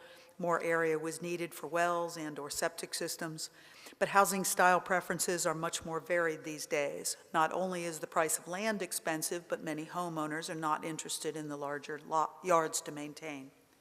We have proposed a 9-lot subdivision that you see here. Based upon it being on a conditional district petition, it carries with it the major subdivision and all kinds of other conditions which we have agreed to. But in essence, we have preserved the single-family character of the area. We've oriented the homes on lots 1 and 9 to address the residential streetscape of Cedar Avenue while also minimizing driveway conflicts with construction of a new public street. We direct the parking towards the rear of the lots. That's one thing that we've talked about during the course of the review. The intent is to work between the existing lines of those pecan trees and also preserve the other significant ones Brian described. And as a major subdivision, the development will include improvement and widening of Cedar Avenue, sidewalks along all streets, street lights, dedication of permanent open space. As a conditional district, all of these things fall into place. With some creative layout of these 3 existing lots, I could create 8 single-family lots in the R10 district. But then, I'm sorry, 8. I can, right there are 8 lots that could be on private access easements that would not include any improvements of trees or sidewalks. It would, you would still have the tree preservation requirements, but we certainly believe that and this is sort of an architectural of the type of style that is envisioned for the neighborhood. With that, I'll close. We appreciate the staff's thorough review, their positive consistency in the policy analysis. We do believe that infill development, where lots are existing and services are available, restores housing options and diversity. Location-efficient housing should be promoted and encouraged for sustainability and adaptability of our community. Thank you. Any questions for Ms. Wolf? Mr. Anderson? Cindy, in the plan, I guess there's a plan, I was looking for the PH number. It's a similar color, but it looks like yours, but in our packet, it looks like did you originally have a lot more units? Yes, that sort of goes back to the consistency, or the comprehensive land use plan. Before I was engaged, the owner took a look at the comprehensive land use plan, and it had the PH 2-40, if you can pull it up, PH 2-40. That was what we introduced at the community information meeting, that plan which entailed 21 townhome style units. It was not taken very favorably at all with the neighborhood, and once we talked to the staff, we realized that the comprehensive land use plan policy maps were not, it's not where they intended to draw the line between the 2 colors. That line should have just been drawn up offset from Carr Avenue, and this parcel would have sat there in the small scale neighborhood infill. And so that's where we're proposing. Does I guess on those you showed parking, but I guess on the current plan, they each could be different, basically. The intention is to have driveways between the units to go to the rear. Each one would have an individual driveway and... Yes. This is however your they, basic single-family lots. However they design it and back is however they design it. However, the developer intends to design the entire neighborhood, build it, and then sell those lots. I guess when I look at your map, it makes it look like my eyes drawn to the big yellow squares, that's going to be the house, but that's... No, that is the building buildable envelope. That's correct. Okay, all right, thank you. That would be my plan. Any other questions, Ms. Wolf? Okay. Thank you. This time we open up the public hearing and ask if anybody in the public would like us to speak on this item to please come forward and state their name for the record. The public hearing will be set at 30 minutes. Each speaker will be allotted 3 minutes, and the city clerk will be maintaining the time. And when you hear a beep, your time would be up. So, first person.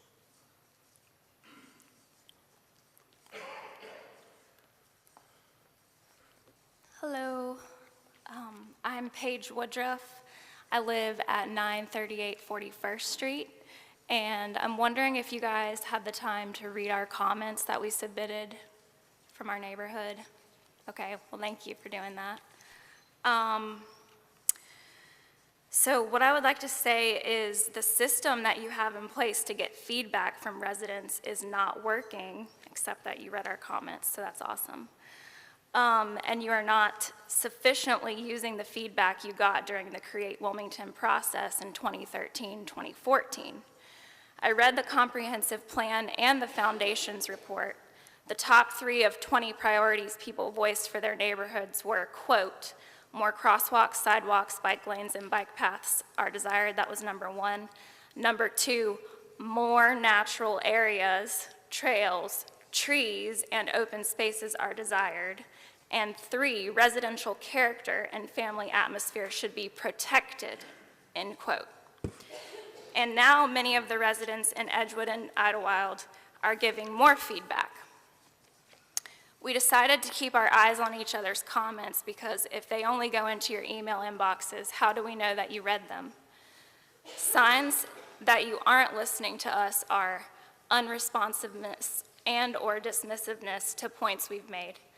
Please address points we have made, such as the Cedar Avenue lots are currently underutilized with R10 zoning and can be developed further using R10, which will be profitable and maintain neighborhood character. The picture that they showed in their presentation was built on an R10 lot across the street from us on Wrightsville Ave and has a garage apartment in the back. It's a beautiful house. They could do the same thing on the underutilized lots at Cedar Ave. We disagree with our categorization as neighborhood scale infill development and desire for the historical value to be recognized and elevated in our neighborhood. There are many elders who live in that area who know the history of the neighborhood and are willing to tell about it. The comprehensive plan is a tool, not a hard and fast regulation, which is why we are standing here now. A housing shortage in Wilmington is not a good excuse to approve this because 50 acres, for example, are on the agenda tonight to be developed next to the Point Shopping Center, and maximizing profits in our neighborhood should not be done at the expense of current and longstanding residents.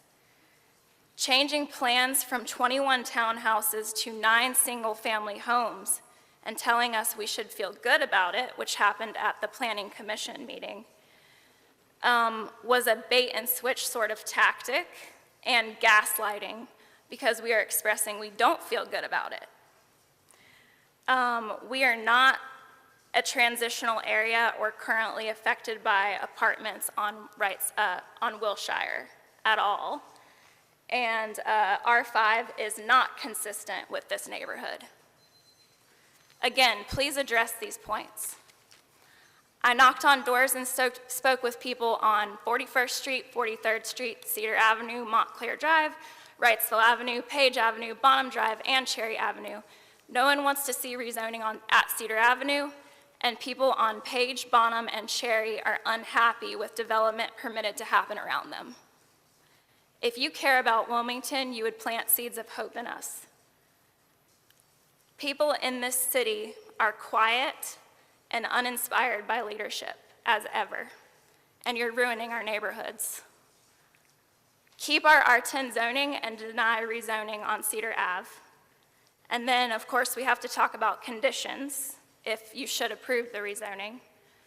There should be a height limitation to match the neighborhood of 2 stories, which is, I think, approximately 24 feet, and elimination at that point of the use of accessory dwellings to prevent 9 dwellings from turning into 18. Thank you.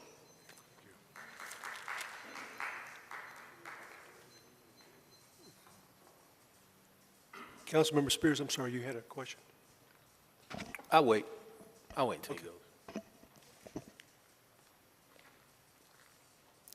Good evening, Mayor, Council. Brian Mull, I live directly across the street From the proposed development at 4210 Cedar, my wife and daughters, we've bought a house there about 6 years ago, and I was excited about buying in that neighborhood because it was obvious that it was not only a great location and a nice place to live, but it was ripe for renovation and some development. But never in my wildest dreams could I have imagined a 9-home subdivision going inside of our neighborhood. I have concerns about the drainage. My house did not flood during Florence, which, as we all know, was record rainfall, not only in a short span, but during that entire year. I have concerns about the amount of traffic on that street. My daughters are 8 and 10, and we're doubling the traffic on the street with this type of development, and I agree fully with Paige that it does not fit the character of the neighborhood whatsoever. But I understand where we stand as well. I'm a competitor, and I've lost a lot more than I've won, but I feel like those golfers must have felt when they were battling Tiger Woods on a Sunday 20 years ago. I'm just a taxpayer, a regular voter in every election. I've lived here 20 years. I've promoted the city when I've traveled on work all over North America. Loved living here, but I'm not happy with the direction of way Midtown and specifically is going, and just wanted to let y'all know. Have a nice evening. Thanks. Thank you.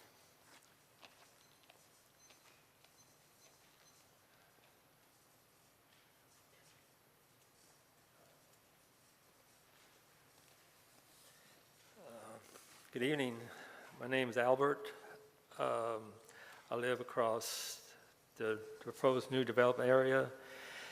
The rezoning that is proposed for the property will make it more crowded in the neighborhood.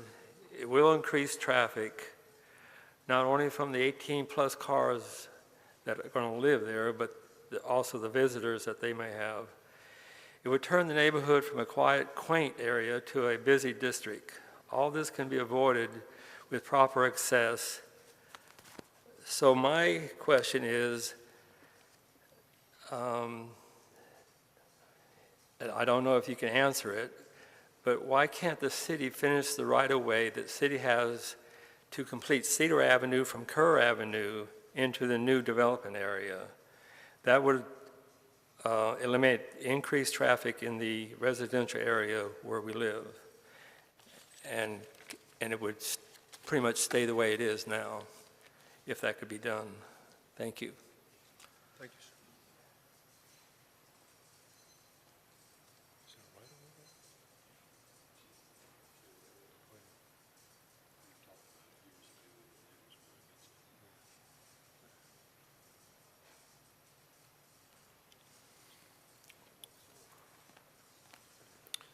Hey, Mr. Mayor, members of council, my name is Mark Saulnier, and I live around the corner from this development, this proposed rezoning.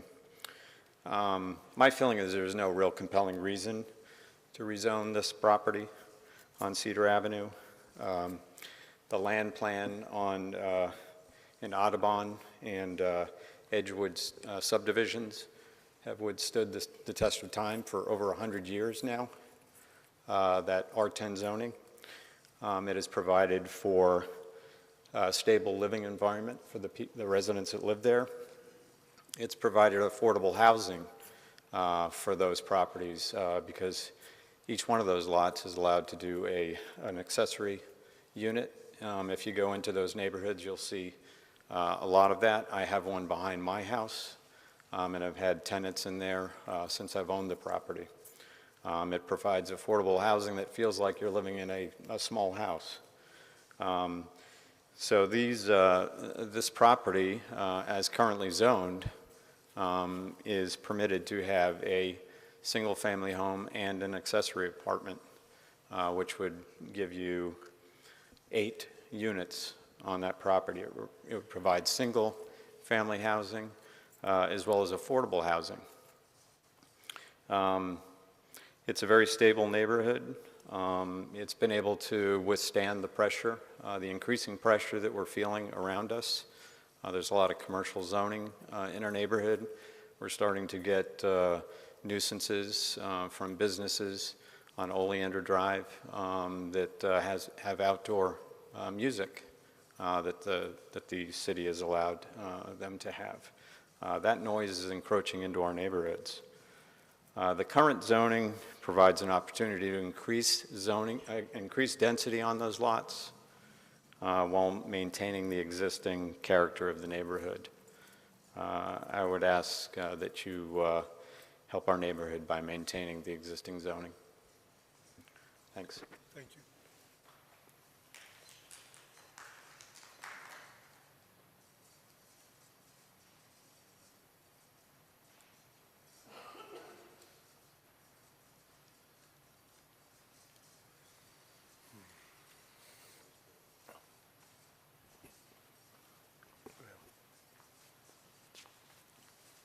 Good evening. My name is Joe O'Donnell. I've been here since 1986. I live on 4002 Cedar.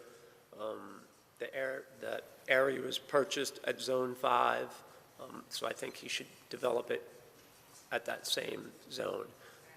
The other thing is that I'm right in the middle because the same builder is also going on the other side and going to try to develop there as well with 14 homes. I know it's a separate thing, but it's a beautiful little neighborhood, lots of families. The homes that he's going to develop there, he does nice work, so just keep it the same zone and develop those homes that are in that area, and we would appreciate that. Thank you. Thank you.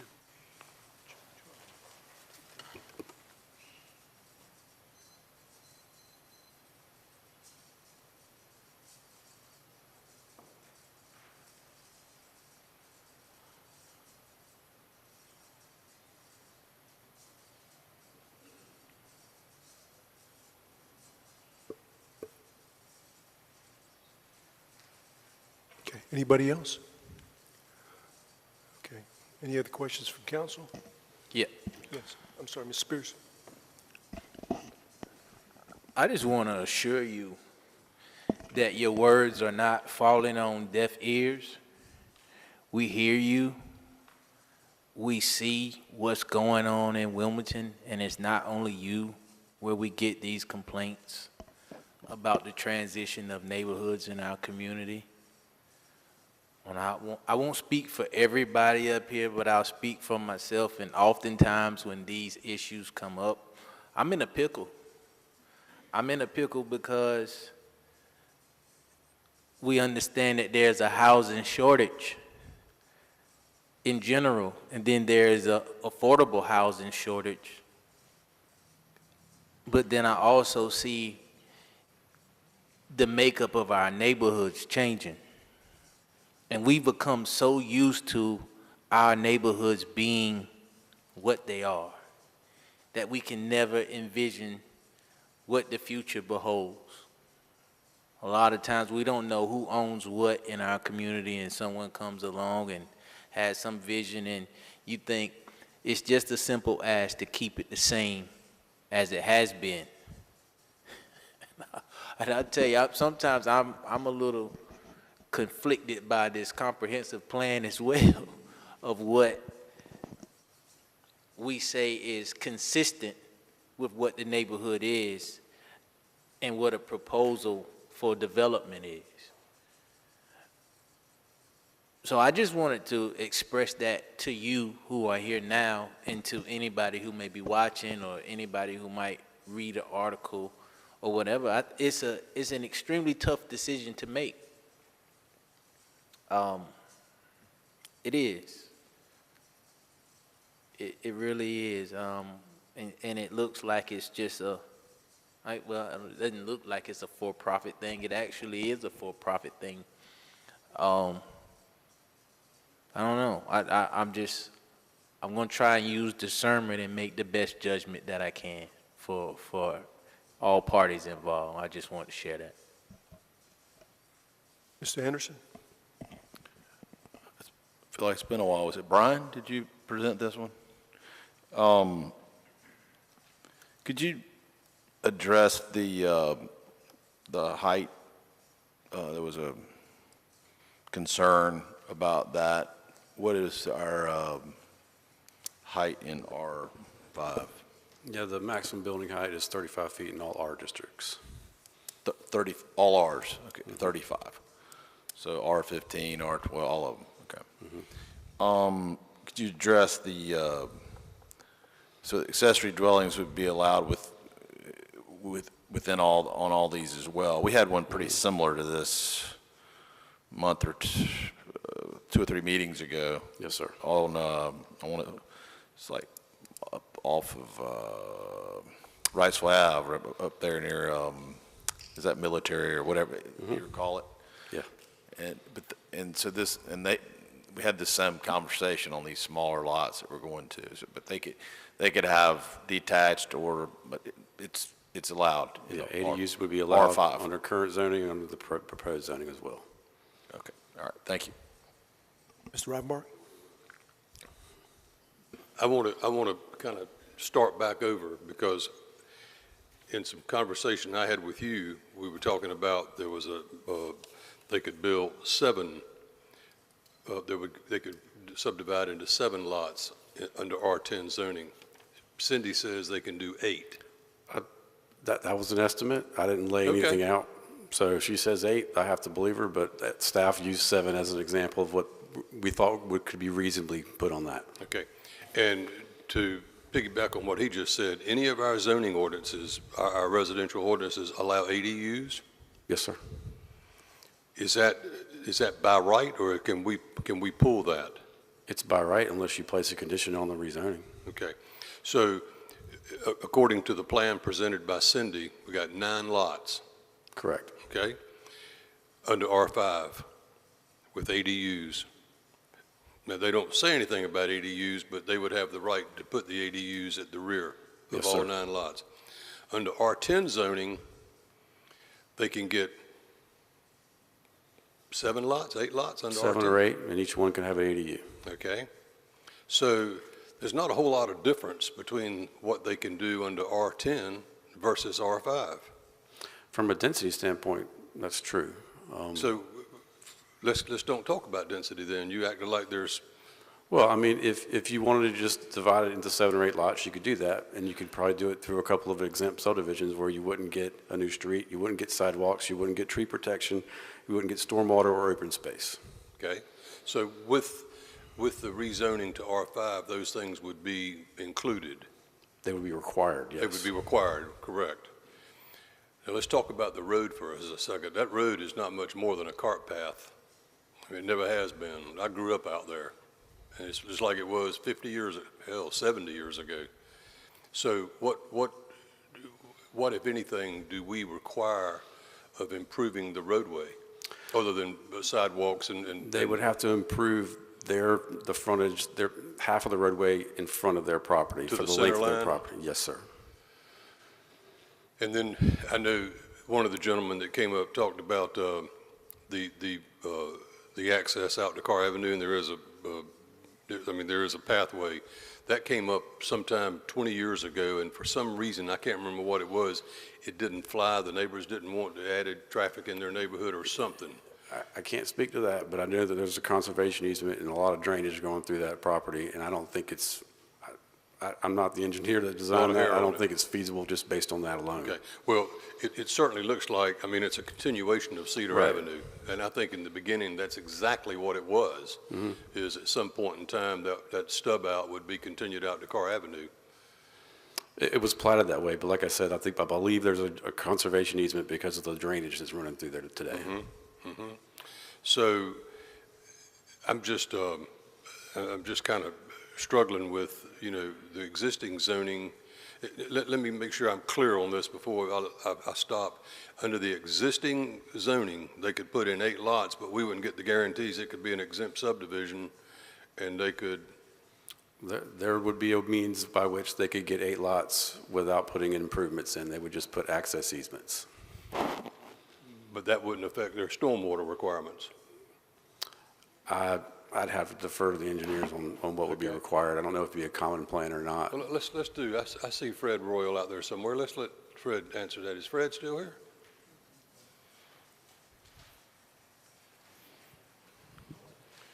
Don't be bashful.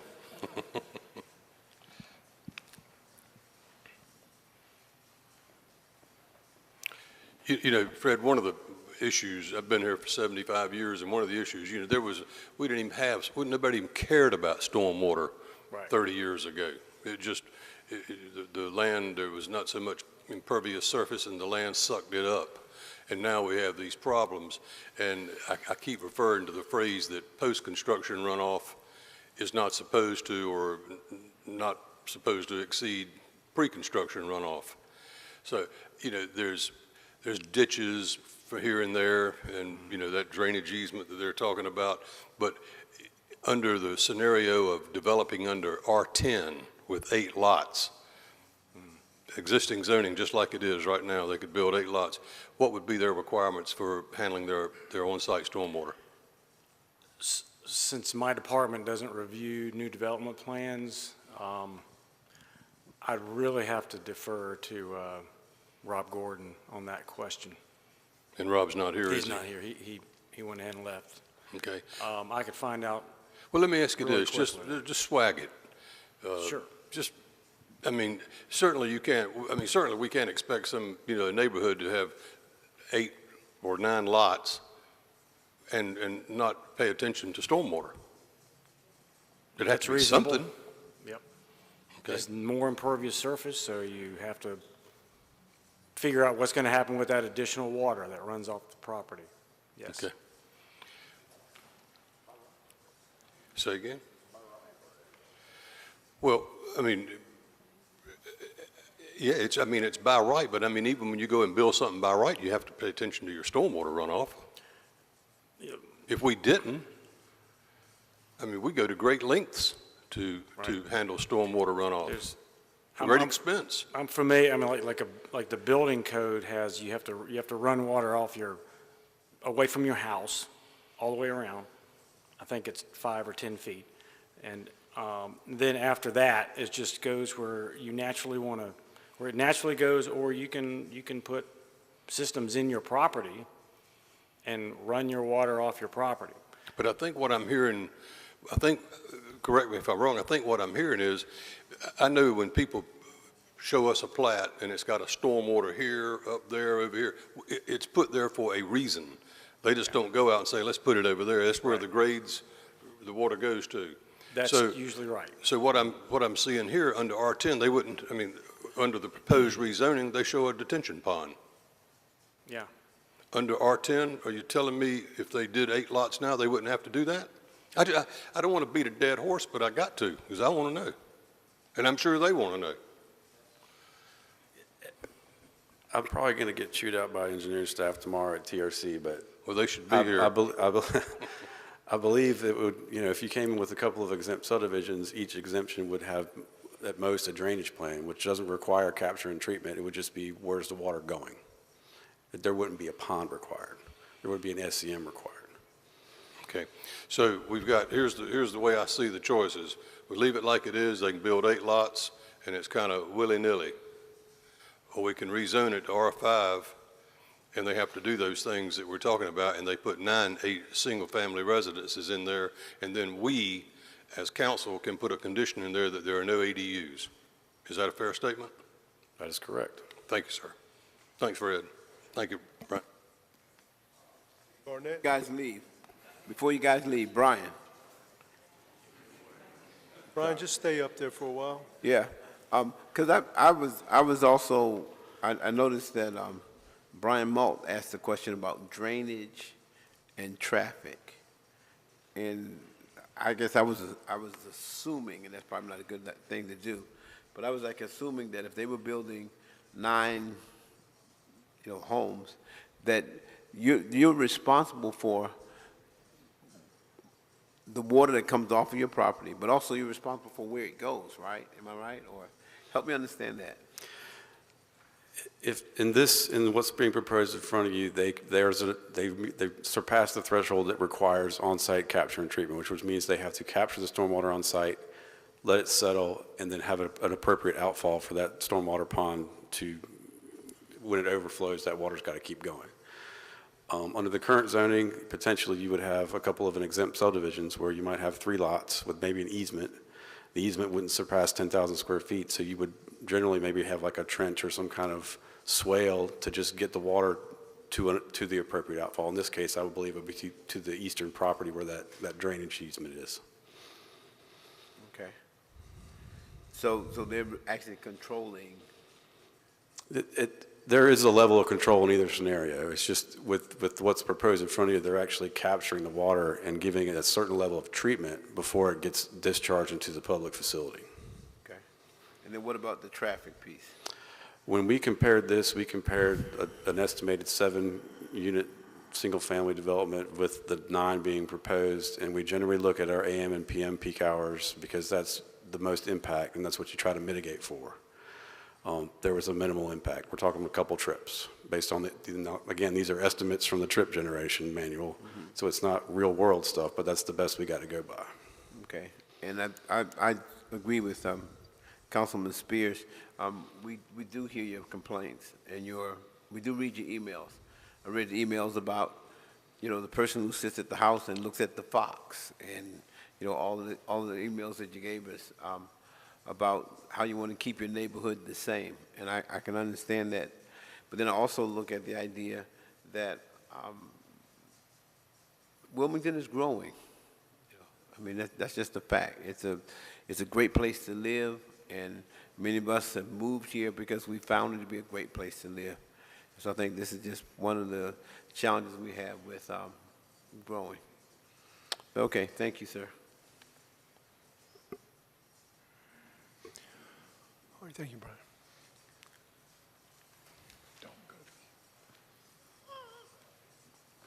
Yes, sir.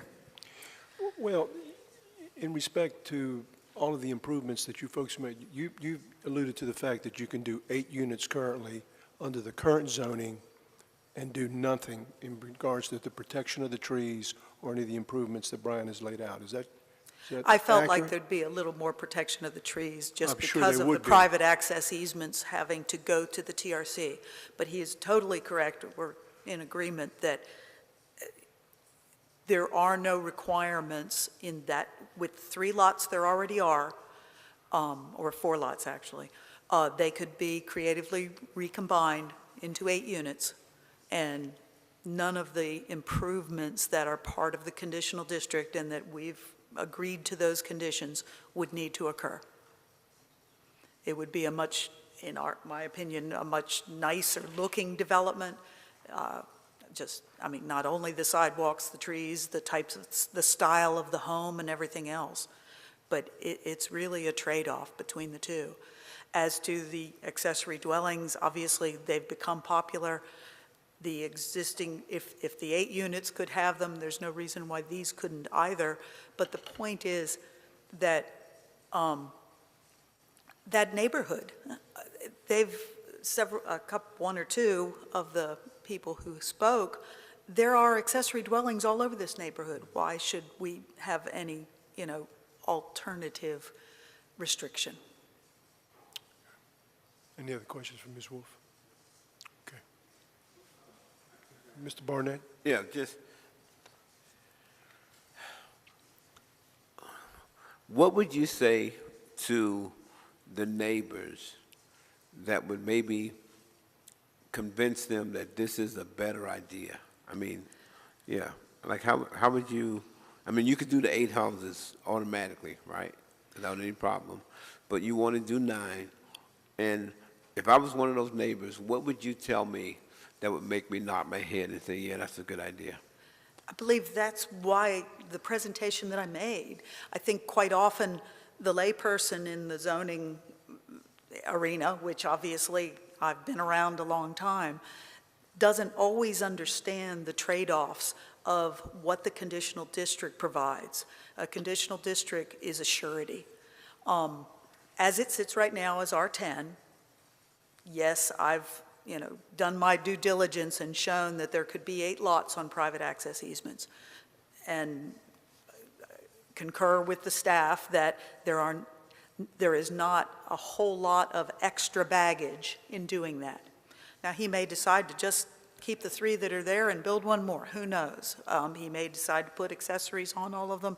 There's all kinds of different alternatives, but it's that unsurety that I think when you're in a conditional district process is what we're offering to that community, that they know what the architecture is going to be like generally because we've committed to it.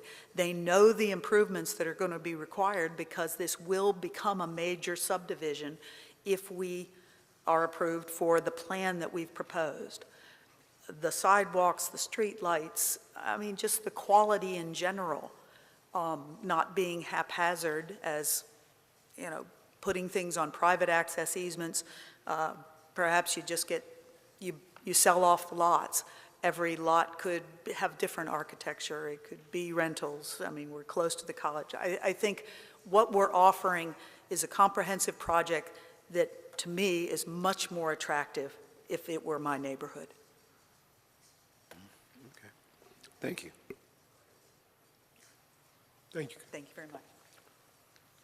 Any other questions from council? Public hearing is still open, but you've already spoken. Would you like to say something, ma'am? Well, please come forward. And Mrs. Wolf, you have an opportunity to rebut, please.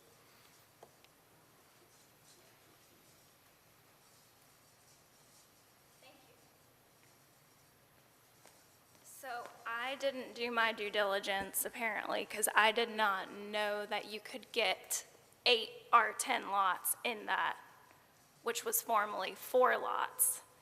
And so when we were saying that you could fit 8 units, it was including the accessory dwellings behind 4 houses. So you would have 4 houses and 4 garage apartments, which would fit the character of the neighborhood. I'm blanking out now, but, oh, I want to say that we're not trying to keep it the same. That's not what we're trying to do. We just want it to fit the character of the neighborhood, and we feel smaller houses crammed into a semicircle, which would only be able to occur with rezoning, does not fit the character of the neighborhood.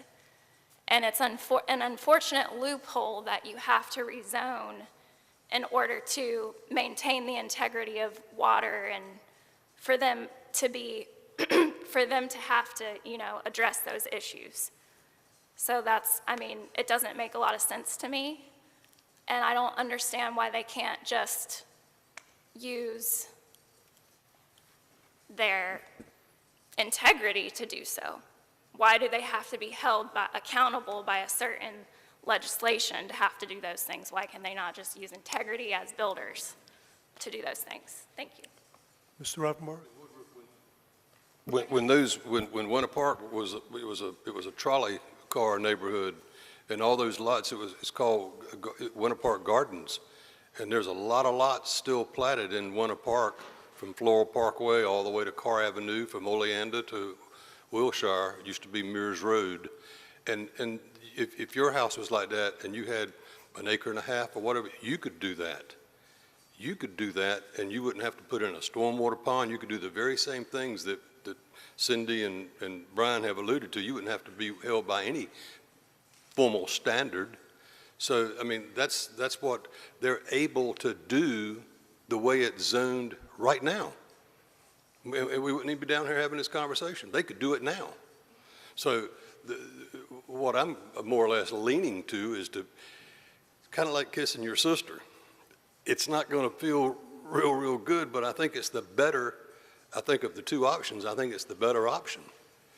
And let's go from there, because, and I don't buy into either about everything looking like a cookie cutter, because that neighborhood ain't cookie cutter.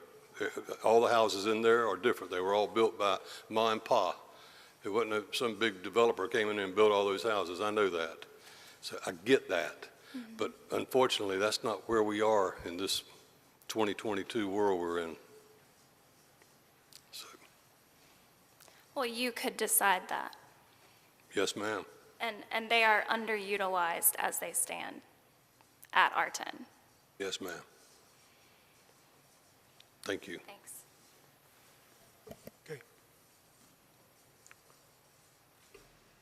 Any other questions? Okay.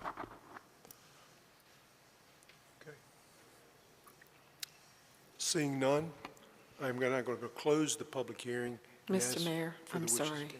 Do Huh? you wish for me to report on the? Oh, yes, I'm sorry. Yes, sorry. ma'am, please. I'm sorry. So Mayor, members of council, as you all know, you have received quite a few emails directly. The clerk received about 30 emails in which I did forward those to you. There was only one resident that completed the online form. It came from Francis Wiggins of 1018 South 23rd Street. I feel that by going to zoning that allows a higher number of residents would cause a much higher increase in traffic on our quiet family street and possibly lead to a higher probability of someone, especially a young child, being injured by a vehicle. The streets are narrow and not designed for high traffic flow. Again, all the emails that got sent to the clerk's office will be included into the record along with this form. Thank you. Thank you, Madam Clerk. Okay. What are the wishes of council in respect to the ordinance? We have a motion to approve by Councilmember Barnett. Second by Councilmember Ravenbark. And I will also ask you, Mr. Barnett, if you'll please, wait, I'm sorry, Mr. Ravenbark? I didn't mean to do that. I was going to, I don't know what your motion is as presented. Yes, sir, as presented. Well, I'd like to make a alternate motion. Okay. I'd move approval to rezone it to R5 as presented with the condition that there be no ADUs allowed. That'd be my condition. Second. Okay, we have a motion, counter motion by Mr. Ravenbark, second by Mr. Anderson, that would approve the plan as is, excluding the ADRs. Mr. Waddell. Better discussion. So basically, we're taking from what they could do, which was 7 to 8 by right, with the additional opportunity to do ADUs, which would be 14 to 16 units by right to 9 units as proposed, right? That's the motion on the floor? Okay.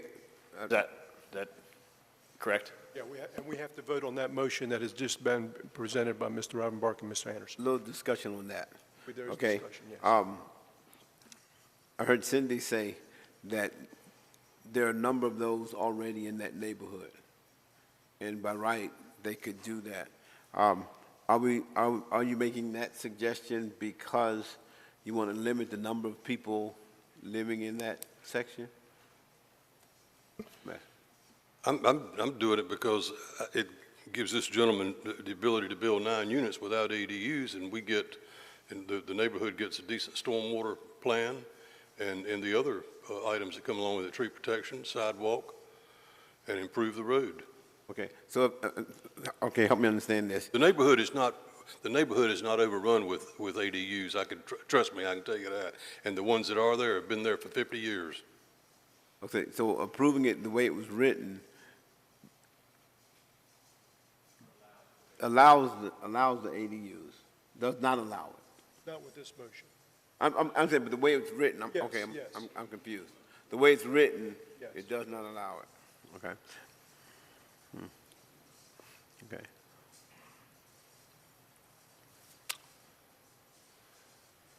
Mrs. Spears? So Cindy, is it your intent to build the ADUs? And Mr. Mayor, as Ms. Wolf comes up, I will remind council that with conditional district conditions, if the applicant does not accept them, then everything falls. Understand. They have to agree to it. Understand. Right. My name is Michael White. I'm the owner of the property and proposed development. Our intention is to offer these houses to be built with detached garages in the back. Now, these will be custom-built homes for individuals, and they'll have the opportunity to build a garage to their specification, which could include an office over the garage, could include a studio apartment, could include a workshop. There are a number of opportunities there with the detached garage unit in the back, but that is ultimately the plan. Well, I guess the question is, Mr. White, to Mr. Rivenbark's motion, Mr. Anderson's second to that, the motion on the floor currently is without the ADUs. Are you willing to accept that or not? Yeah, I understand that, and, you know, it puts us in a dilemma where we would have to consider going back to the existing zoning with the possibility of building 8 houses with the ADUs. In this scenario, you know, each homeowner would have the opportunity to make the decision whether or not they wanted that accessory structure. In my experience is not all of them would choose that because it would drive the price point of the homes past where it would be feasible in the neighborhood. Mr. Waddell has a question. Mr. Waddell? It wouldn't preclude accessory structure, Mr. White. It would preclude, the motion on the floor would preclude accessory dwelling. So you could have an accessory structure, may need something from planning, that had an office or a garage itself, but you could not have an accessory dwelling. Those are important to delineate. Yeah, I understand that, and that's why I was saying that, you know, the way it's defined, accessory structure, if I were to put an office over a garage, they might consider that an ADU if I put a bathroom in it, you know, but would you want a office over your garage without a bathroom? You know, what I'm saying is this allows flexibility for the homeowner to choose what it is that they want. There are a number of accessory dwelling units in that neighborhood. It's a traditional part of that neighborhood, and we feel like it's appropriate for this development. But I'm going to ask you the question again, because there's a motion on the floor with the elimination of that, and if you do not, or you're not going to accept that, that's fine, this goes away, you can go back to R10 and do whatever. Right. And go by right and put 8 units and 8 ADRs. I understand. And we don't have any kind of legislative power over The you. dilemma for me is what we're proposing with the 9 lots is a conditional zoning. It guarantees that we provide all of these things that we said that we would do. Going back to the other scenario where you have a hodgepodge of houses shoved in this lot, you know, with potentially 8 dwellings and a possibility of all of them have ADUs and possibility all of them could be rental properties, you know, it doesn't make sense to me. Okay. So you're not accepting that? I'm not saying no, I would accept it, yes, but I don't agree with it, is what I'm saying. Okay. All right. Mr. Waddell, did you have another question? I'm sorry, I didn't take your thing. Okay. Well, Mr. White, I've been doing this for 21 years, and I've had similar angst before, and here's what could easily happen. 9 units there, and at some point down the road, you'd have 9 more people living behind each one of these houses, and that's something that is very real. It could happen. People will live in a shed now, and if they've got a nice place behind a nice house with a bathroom and a hot plate, it'll become housing, and they'll have 2 cars. It's just the way it is, and you know that. That's what these folks are scared of, and I'm a little leery of it too. Mr. Mayor, if I may, I did have a comment, but lost it before Mr. Rivenbark. I understand we don't want to crowd 9 additional ADUs onto that property. What about the alternative of a restricted number of ADUs as a condition, rather than all 9, 5? He could decide what lots to put them on. Well, I'm standing by my motion.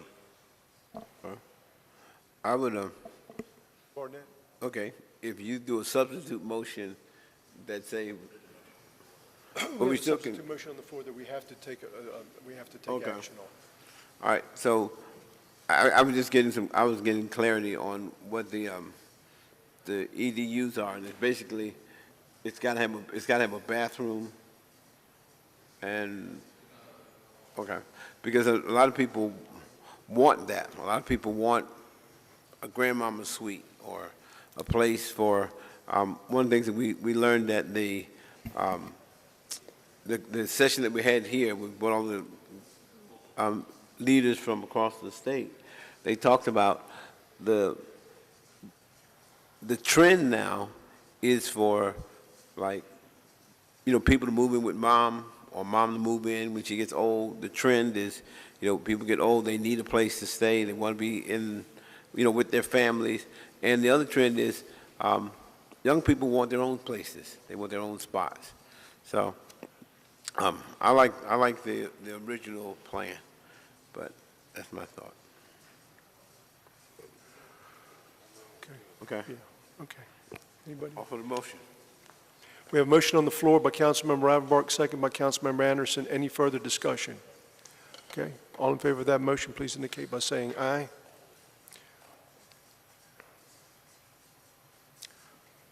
Okay. That passes. I'm doing a nay. That passes 4-2. Is there a motion to waive second reading?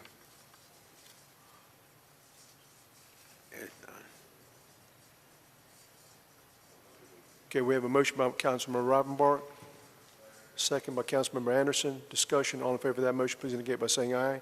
Aye. Any opposed? That item passes unanimously. Okay, that brings us to our next item of business, which is... Mr. Mayor? Yes, sir. I believe there is a consistency statement that needs to be part of that motion.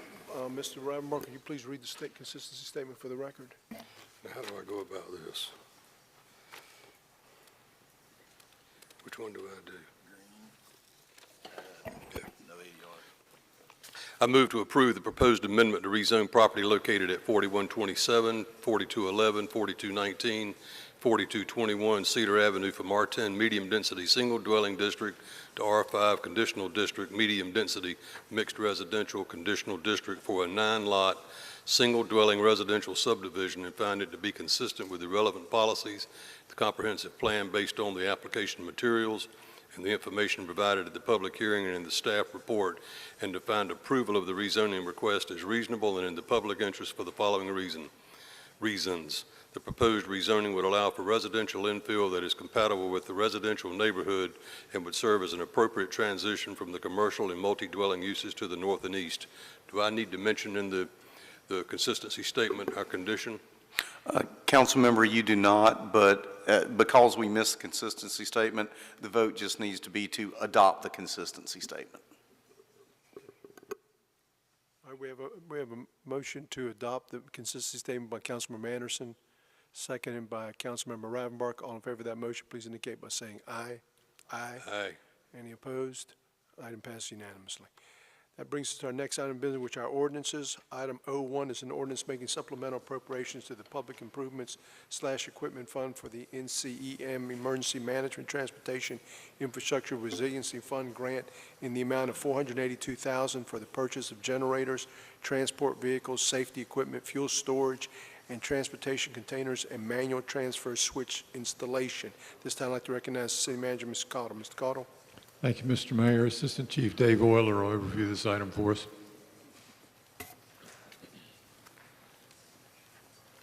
Good evening. The ordinance before you is to accept a grant from the North Carolina Emergency Management to pay for us to pre-wire our intersections, which would allow us to provide power to them in the event of a power failure, and also the support structure to maintain all that. Very good. Any questions for the Deputy Chief? Not, what are the wishes of council in respect to the ordinance? We have a motion approved by Councilmember Barnett, second by Councilmember Spears. Discussion. All in favor of that motion, please indicate by saying aye. Aye. Any opposed? That item passes unanimously on first reading. Is there a motion to waive second reading? Motion made by Councilmember Barnett, second by Councilmember Waddell. Discussion. All in favor of that motion, please indicate by saying aye. Aye. Aye. Any opposed? Item passes unanimously on first as well as second reading. Then we come to item 02A, which is a resolution authorizing the city manager to enter into a supplemental agreement with the North Carolina Department of Transportation to accept $1,220,000 in additional surface transportation block grant direct attributable funds with a required local match of $305,000 and extend the project completion date to December 31st, 2024 for the Hooker Road Multi-Use Path project. And then we have an accompanying item 02B, which is an ordinance making supplemental appropriations in the amount of $1,525,000 for the Hooker Road Multi-Use Path project in the streets and sidewalk funds. So these are two accompanying items. This time I'd like to recognize our city manager, Mr. Cottle. Mr. Mayor, Project Manager Matt Hypes will review this item for us.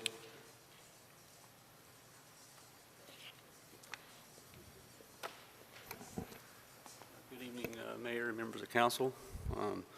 We have 3 separate resolutions and companion ordinances for the Hooker Road, a multi-use path, Hinton Avenue, a multi-use path, and the Wrightsville Avenue and Greenville Avenue intersection improvement projects. I'm here to introduce, or I'm here to present these 3 separate resolutions and these ordinances for these projects.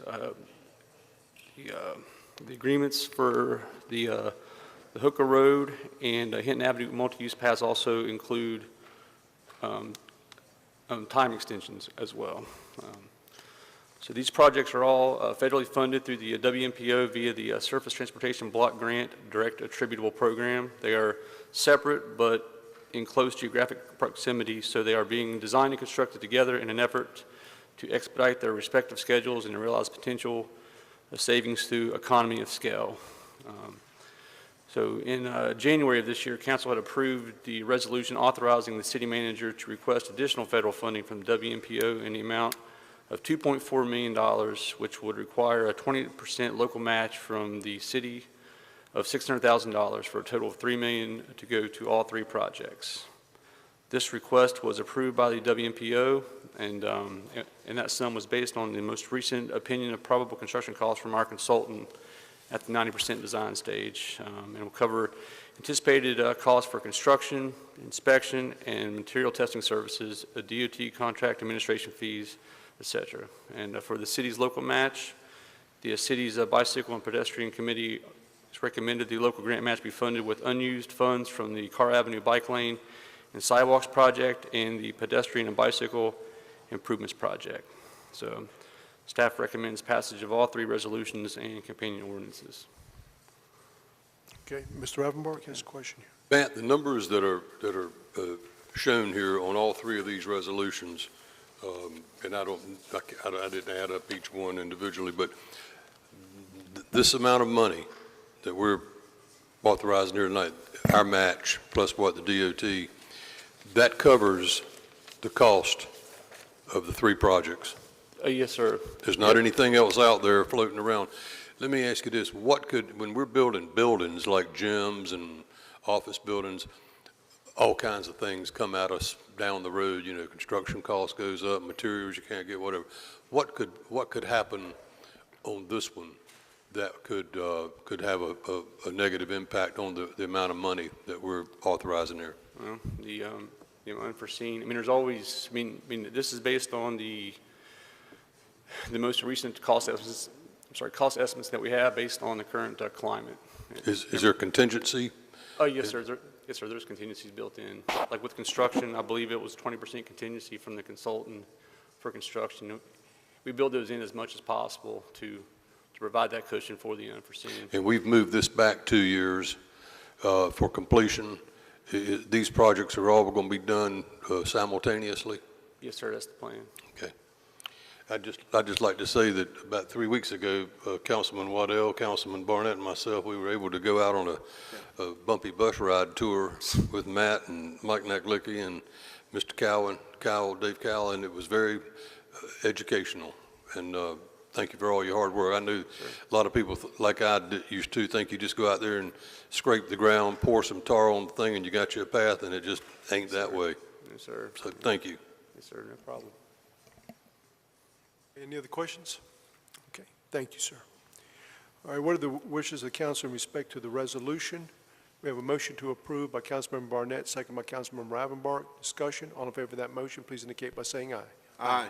Any opposed? Item passes unanimously. Now let's go to the ordinance appropriating the money. What is the wishes of council in respect to item 02B? We have a motion to approve by Councilmember Spears, second by Councilmember Barnett. Discussion, all in favor of that motion, please indicate by saying aye. Aye.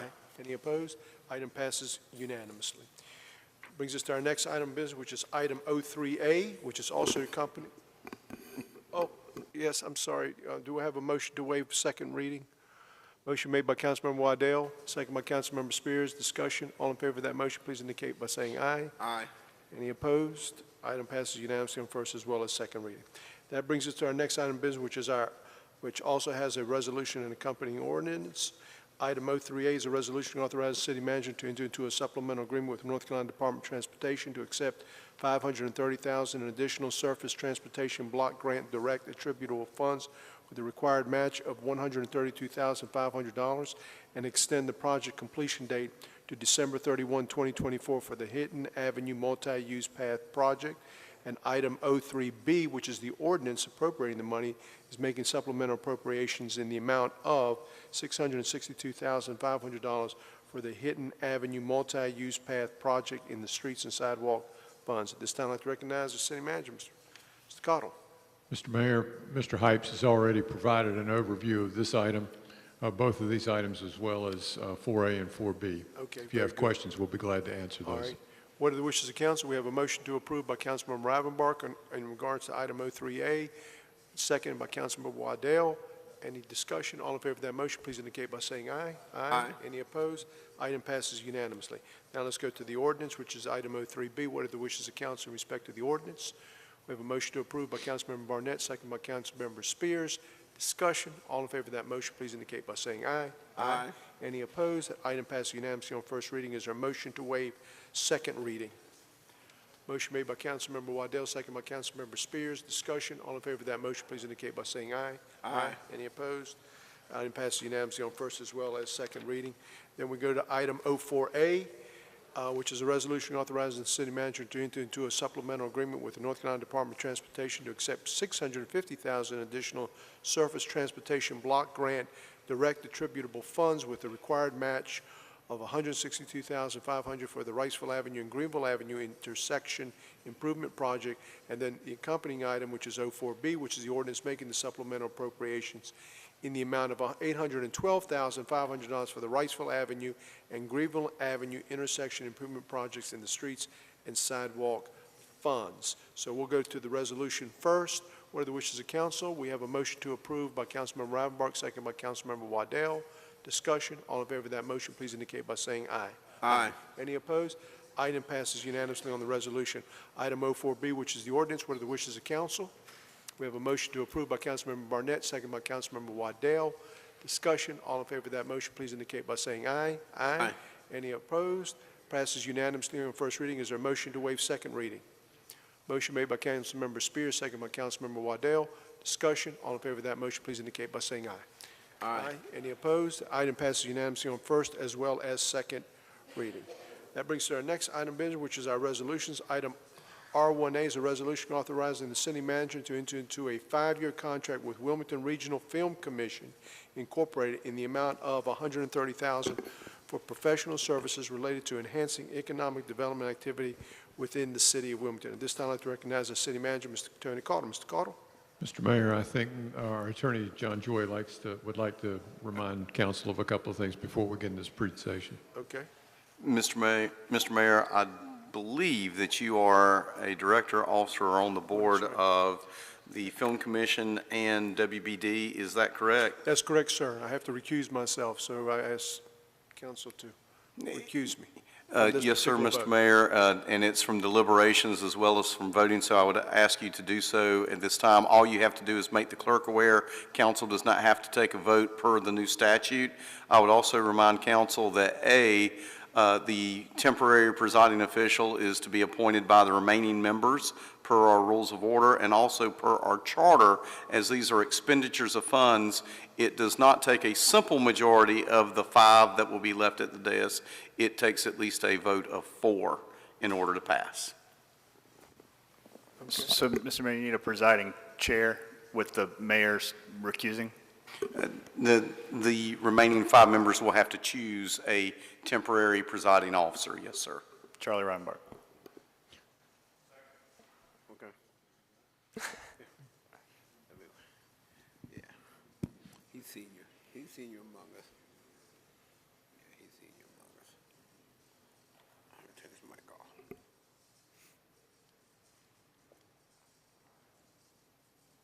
So do we have to take a formal vote on to recuse? I can just walk off. If you will just notify the Clerk, that you are recusing yourself per the statute. Madam Clerk, I'm recusing myself pertaining to the statute. Thank you. And now they have to vote for me. Now they have to vote for you. Motion. Be a chicken in every pot. Aye. All right. The resolution, item R1A, resolution authorizing the city manager to enter into a 5-year contract with the Wilmington Regional Film Commission, Inc. in the annual amount of $130,000 for professional services related to enhancing economic development activity within the city of Wilmington. I recognize the city manager, Tony Caudle. Thank you, Councilman Rivenbark. Aubrey Parsley, our Economic Development Director, will overview this item. Good evening again. The slides that I have prepared for council tonight will actually cover the next 3 resolution items on the agenda for tonight, R1A, B, and C. So for folks who followed our budget process, some of this will be repeat information, but for those who did not, I did want to provide a brief overview of the process that brought these resolution agenda items before council today. Civic Partnership Program was on a 3-year cycle, and that 3-year cycle was to renew with the new fiscal year beginning this July. Back in December, the city advertised that the acceptance of applications for this program was open, and we received a record number of applications, 17 in all. Staff reviewed those applications amongst a selection committee, recommended awards to 13 nonprofits, and that recommendation was made for awards at the March budget work session, but some discussion amongst council and staff did take place, and council directed staff to make some changes to the program versus how it had been carried out in the past, and those changes were accepted and presented and accepted by council as part of the budget adoption as presented at the council budget work session this past May. So the changes that I previously mentioned, the primary was to separate out 3 of the economic development partners the city has from the rest of the 13 awards that were to be made. The city has traditionally had really 3 professional service providers. Those are the Film Commission, the Wilmington Business Development Group, as well as Wilmington Downtown Incorporated, act as the 3-legged stool for economic development. And contracts with these groups will follow our template for professional services, which will reflect what the actual engagement is amongst these entities, and those will have a term of 5 years now, as opposed to the 3 which was used prior. A separate sundries account was created in the budget to differentiate these entities and this portion of the funding from the other 10 entities in the remainder of the awards. So while the budget ordinance, again, did cover and approve funding for all 13 of these entities, a separate resolution is required for these 3 items on the resolution docket tonight because the total value of the contracts exceeds the city manager's authority, which is $90,000. Happy to take any questions on any of these items, R1A, B, or C. Clifford? Yeah. The 2 grants from UNCW and YWCA, were those the 2 items that we said we'd hold off on? Yes, sir. Okay. Yes, so those were tabled. So what would we do with this? We would approve. So we don't just prove the service contracts? Yes, sir. So these 3 resolutions are relevant only to the 3 organizations I have highlighted up in the green text: Wilmington Film Commission, Wilmington Business Development, and Wilmington Downtown Incorporated. I'm good. Thank you. And they do, from time to time, come before us and tout their successes and where they are. I just had a question. Sure. Can these, during this 5-year period, this is all subject to our budget allocations, we can tweak that number up or down? Yes, sir. It will be subject to your annual budget appropriation process. Okay. Anybody have any questions? Kevin? Aubrey, as we previously mentioned, I'm having the same sentiments about these 3 partners. I want to see the metrics. I want to see where we stand right now as it relates to these 3 organizations in economic development. You know, because year after year, there's an ask, and we assume that the work is being done. But let's put it out there. Let's actually see what's being done, where we can improve, if we need to improve. I'm certain we can. When we talk economic development, as it relates to jobs and things of that nature, I want to see who's being employed, honestly. And if they're being employed at the salaries and rates that are being proposed to us. Sure. Yes, sir. There's, given the discussion that's taken place tonight as well as in the previous work sessions around the budget, it is our intent to include an annual report out as a minimum to members of council on performance and use of the funding as awarded through this program. Thank you. Does anybody have any further? Neil? Is this all, help me out a little bit. It's always been 5? No, sir, it was 3 in the past. We had lumped together these 3 really professional service providers that do industrial site selection, retail, and business. No, I mean, I'm trying to understand I guess what's the, Tony or John, I mean, the contract, if we, I guess, I always kind of thought in a shorter span than 5 years, if somebody did a bang-up job, we could give them more. If somebody wasn't meeting their criteria, we could take it away. So what is the contract? What are we contracting?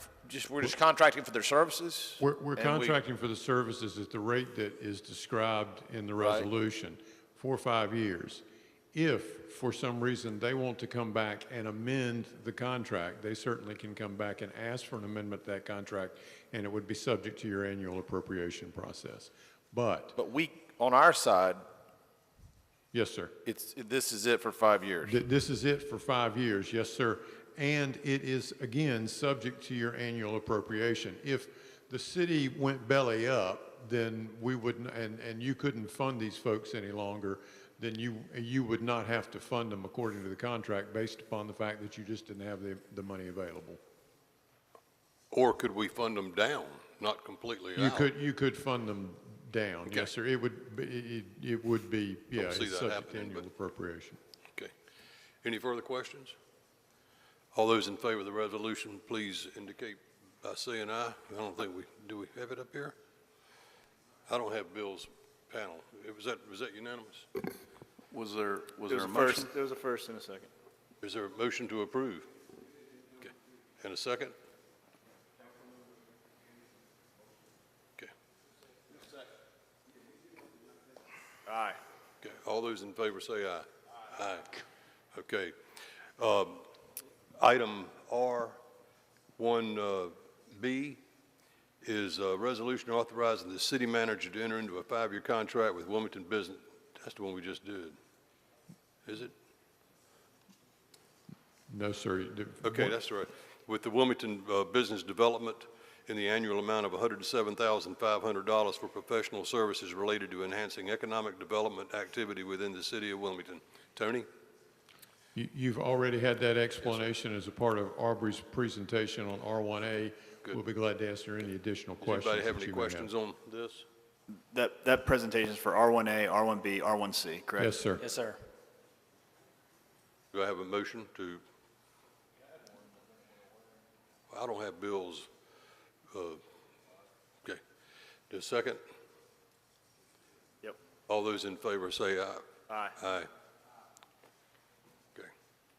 I believe the mayor can come back up and take over. R1C. Yep, but he can do this one. That is correct. She is really recused. Back.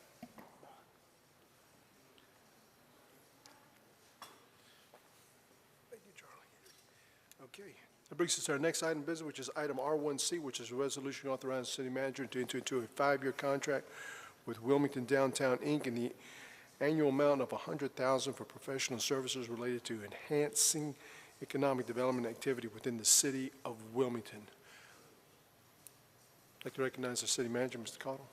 Mr. Mayor, this is part of the presentation that Aubrey made on R1A. We'll be glad to answer any questions that you may have. Any other questions? If not, we have a motion to approve by Councilmember Waddell, second by Councilmember Barnett. Discussion. All in favor of that motion, please indicate by saying aye. Aye. Aye. Any opposed? Item passes unanimously.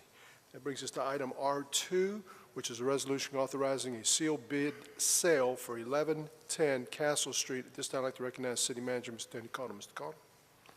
Mr. Mayor, this is the Aubrey Parsley Show. He'll be overviewing this item for us as well. I have quite an assortment tonight. This is the presentation for 1110 Castle Street. For this item, I'd like to provide both council and the public with an overview of the process. The background of this project is fairly well documented at this point, so I wanted to use this as an opportunity to look at the process forward for the sealed bid sale process. It has been a long, long time since the city has sold a property via this general statute sealed bid process. So I want to make sure we get as much information out there as possible as to how the process will work, since there seems to be considerable interest in the community about it. So first, I'd like to call attention to the first big word on the slide here. This is a tentative timeline. The project does have a number of moving parts. Things could change, but the following represents the best approximation of the schedule that we have at this time. So back in April, council did direct staff to put the property up for sale via sealed bid and prepare the property for sale by demolishing the structures and abating the asbestos and lead paint within those structures. In June, staff released an RFQ for the demolition of the structures on site. There are 2 more days left for responses on that RFQ. They are due July 21st. We had 7 contractors attend the required pre-bid meeting on site, which was a positive result. Once all the proposals are received, the staff selection committee will review the proposals and present to council a recommendation for award at one of the 2 meetings in August, probably the second meeting in August.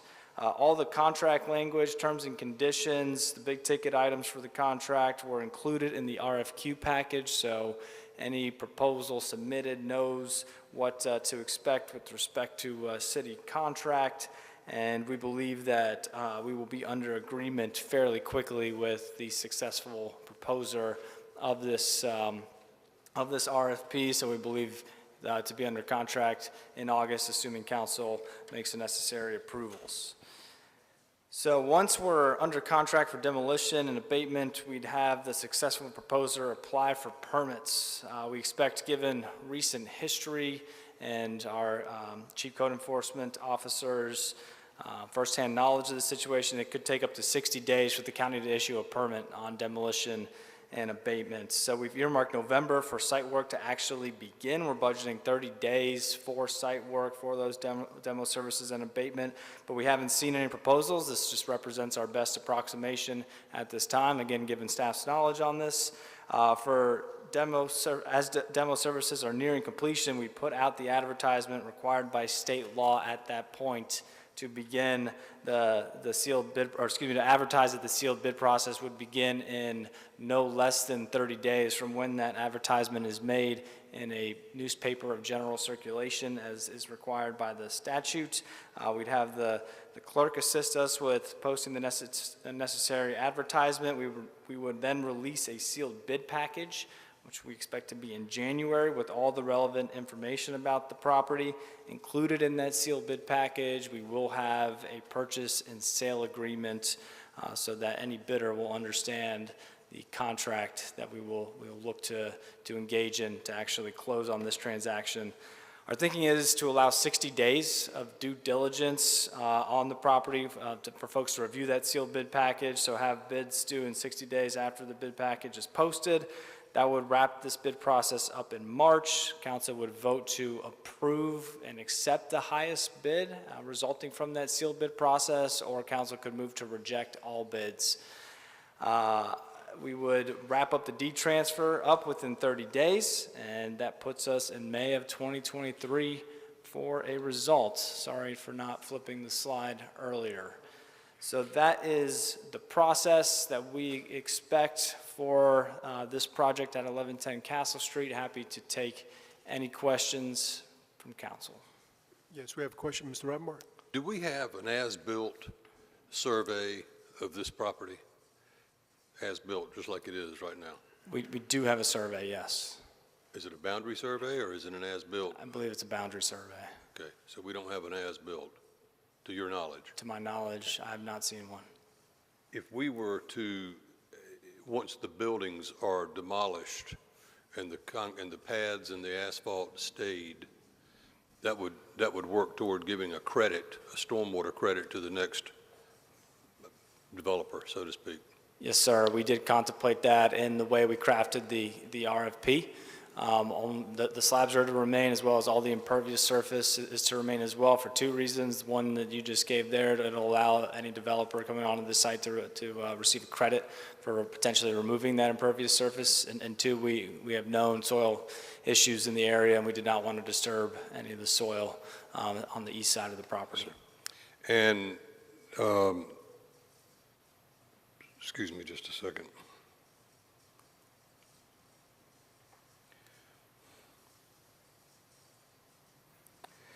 If once the buildings are raised, would the city be in a position, or would we consider selling it at that point as is, if there was no liability on the city's part?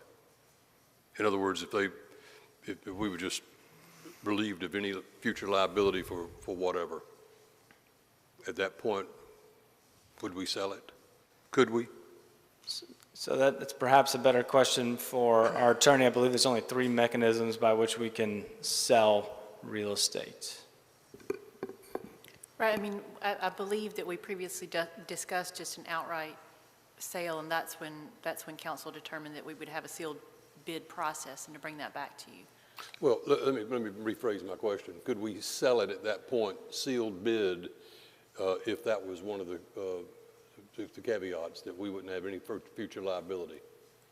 So including some type of indemnification language and Meredith? I believe that most of that was included in the RFP language, and I mean, there will be indemnification language to the extent that we can by law, allowed to do that environmentally, yes, sir.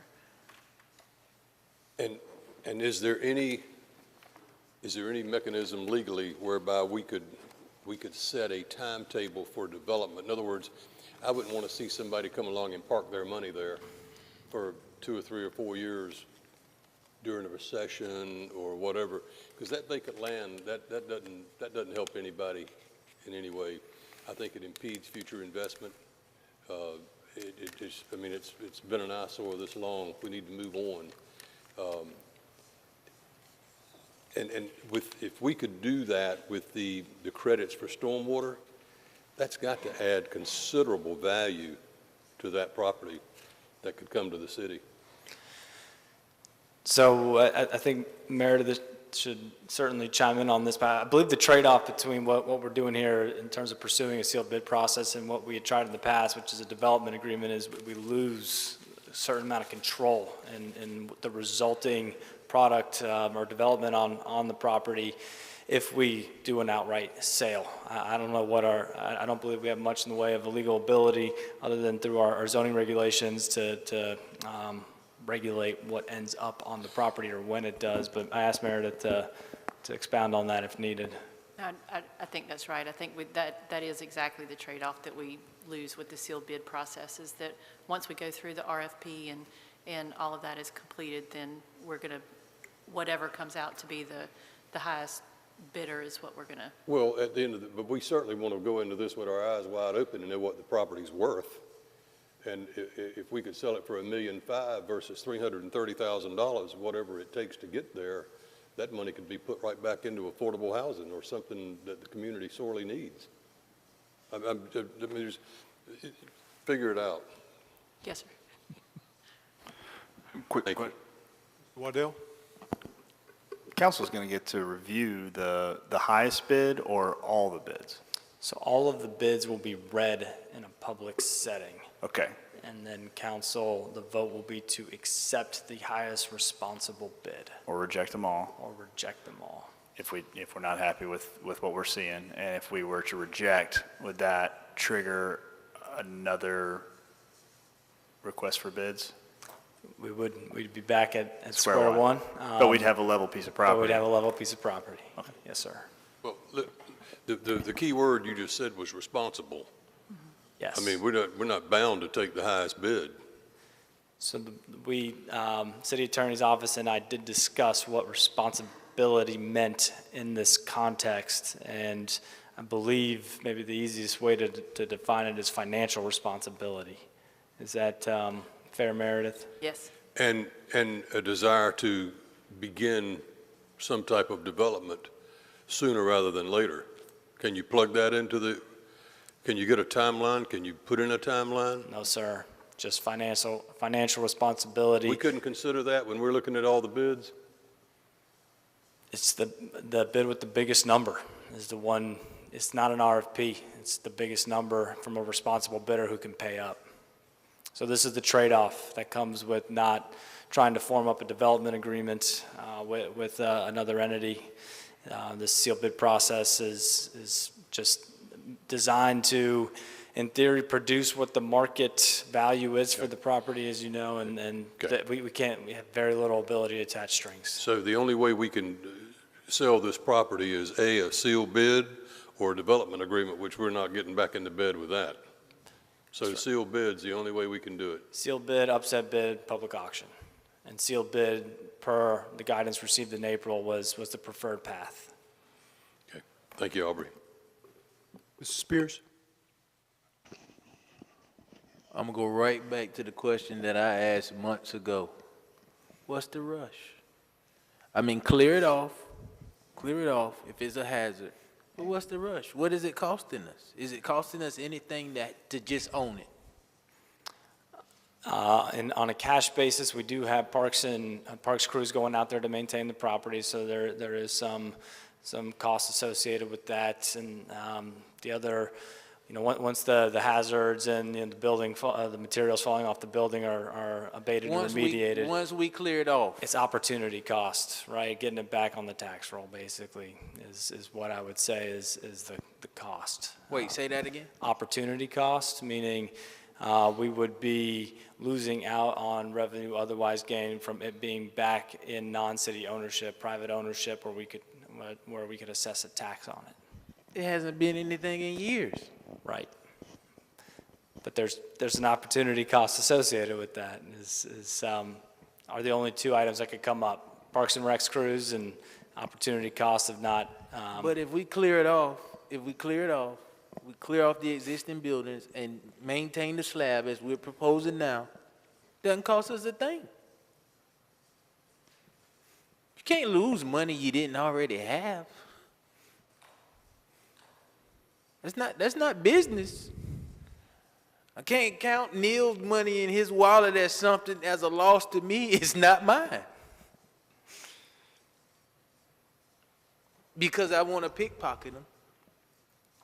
It's not a loss. I don't really want to pickpocket you, Neil. I'm just using that as an example.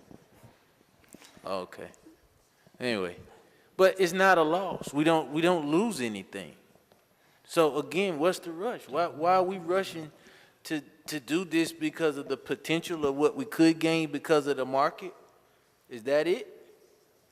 Well, I mean, if you're asking the question, I think we've been at this since 2007, and we have been patient. We have worked with the community. We thought we had a deal with an affordable housing component, but understanding the mechanics or understanding the problems with the site, he wanted to come back and try to develop a little bit more of it, but we have a clawback provision that if it's not for the public good, then he'd have to give it back to the city, so that wasn't going to work with the finance people. So I think what we're trying to do here, Kevin, I mean, is to put money back into affordable housing, and if you get, as Charlie indicated, maybe $1.5 million, and there's specific needs, because we're seeing the tax credit developers come in that want to build more tax credit financing for affordable housing that are coming here. We need more money to help them. I think it'd be putting money back into affordable housing in a way that I think would help the community. I understand what you're saying, but at the same time, I think if you can get a good penny for it, we could use it and utilize it to enhance what we've been doing with affordable housing. Right, and I understand that. I totally understand that. But also, if we just cleared it and we kept it, and then some developer comes along that has the funds, has a plan to do something, they still may want to do something with affordable housing, and we don't have to They may come make the wrong decision. Well, they may come right back to us and say, hey, I'm thinking about putting a component of this as part of it is affordable housing, which we could put that money back into it. Right, and I'm sure that's out there. Because I think the way we had it structured, and Tony, you remind me of this, it was almost like we were giving the property away. Yes, So we sir. weren't getting any kind of value for it except for the affordable housing component. But then when Clark couldn't make those numbers work, he even came back to us and asked us if we would put in some, I believe, additional funding from our affordable housing fund. So we were almost developing it ourselves as a city. Right. And so, and believe me, I would love to have seen that thing work with Clark, because I know he put a lot of time and effort into that. A lot of people did. But I think this probably is the best way to go, if we can get some pretty good money, which I think you would, to put it back into the community in that way. But I think from my perspective is the eyesore of the way the buildings look and the condition of the property. So I And mean- I don't think it's fair to the community either. I'm in total agreement of clearing the property off. But I still feel like, and it's just the way I feel about it, I don't think we need to rush to sell it. But it's whatever. And you're a holder of real estate. Any other Mr. Waddell, did you have a question? I'm sorry. Okay, very good. All right, thank you, Aubrey. All right, what are the wishes of council in respect to the resolution? We have a motion to approve by Councilmember Waddell, second by Councilmember Rivenbark. Discussion. All in favor of that motion, please indicate by saying aye. Any opposed? Item passes 5-1. That brings us to our next item of business, which is item R3, which is a resolution authorizing the termination of the lease agreement for the fourth floor of 115 North 3rd Street. At this time, I'd like to recognize our city manager, Mr. Tony Cottle. Mr. Cottle. Thank you, Mr. Mayor. Aubrey Parsley will overview this item for us. Thank you again, Mr. City Manager.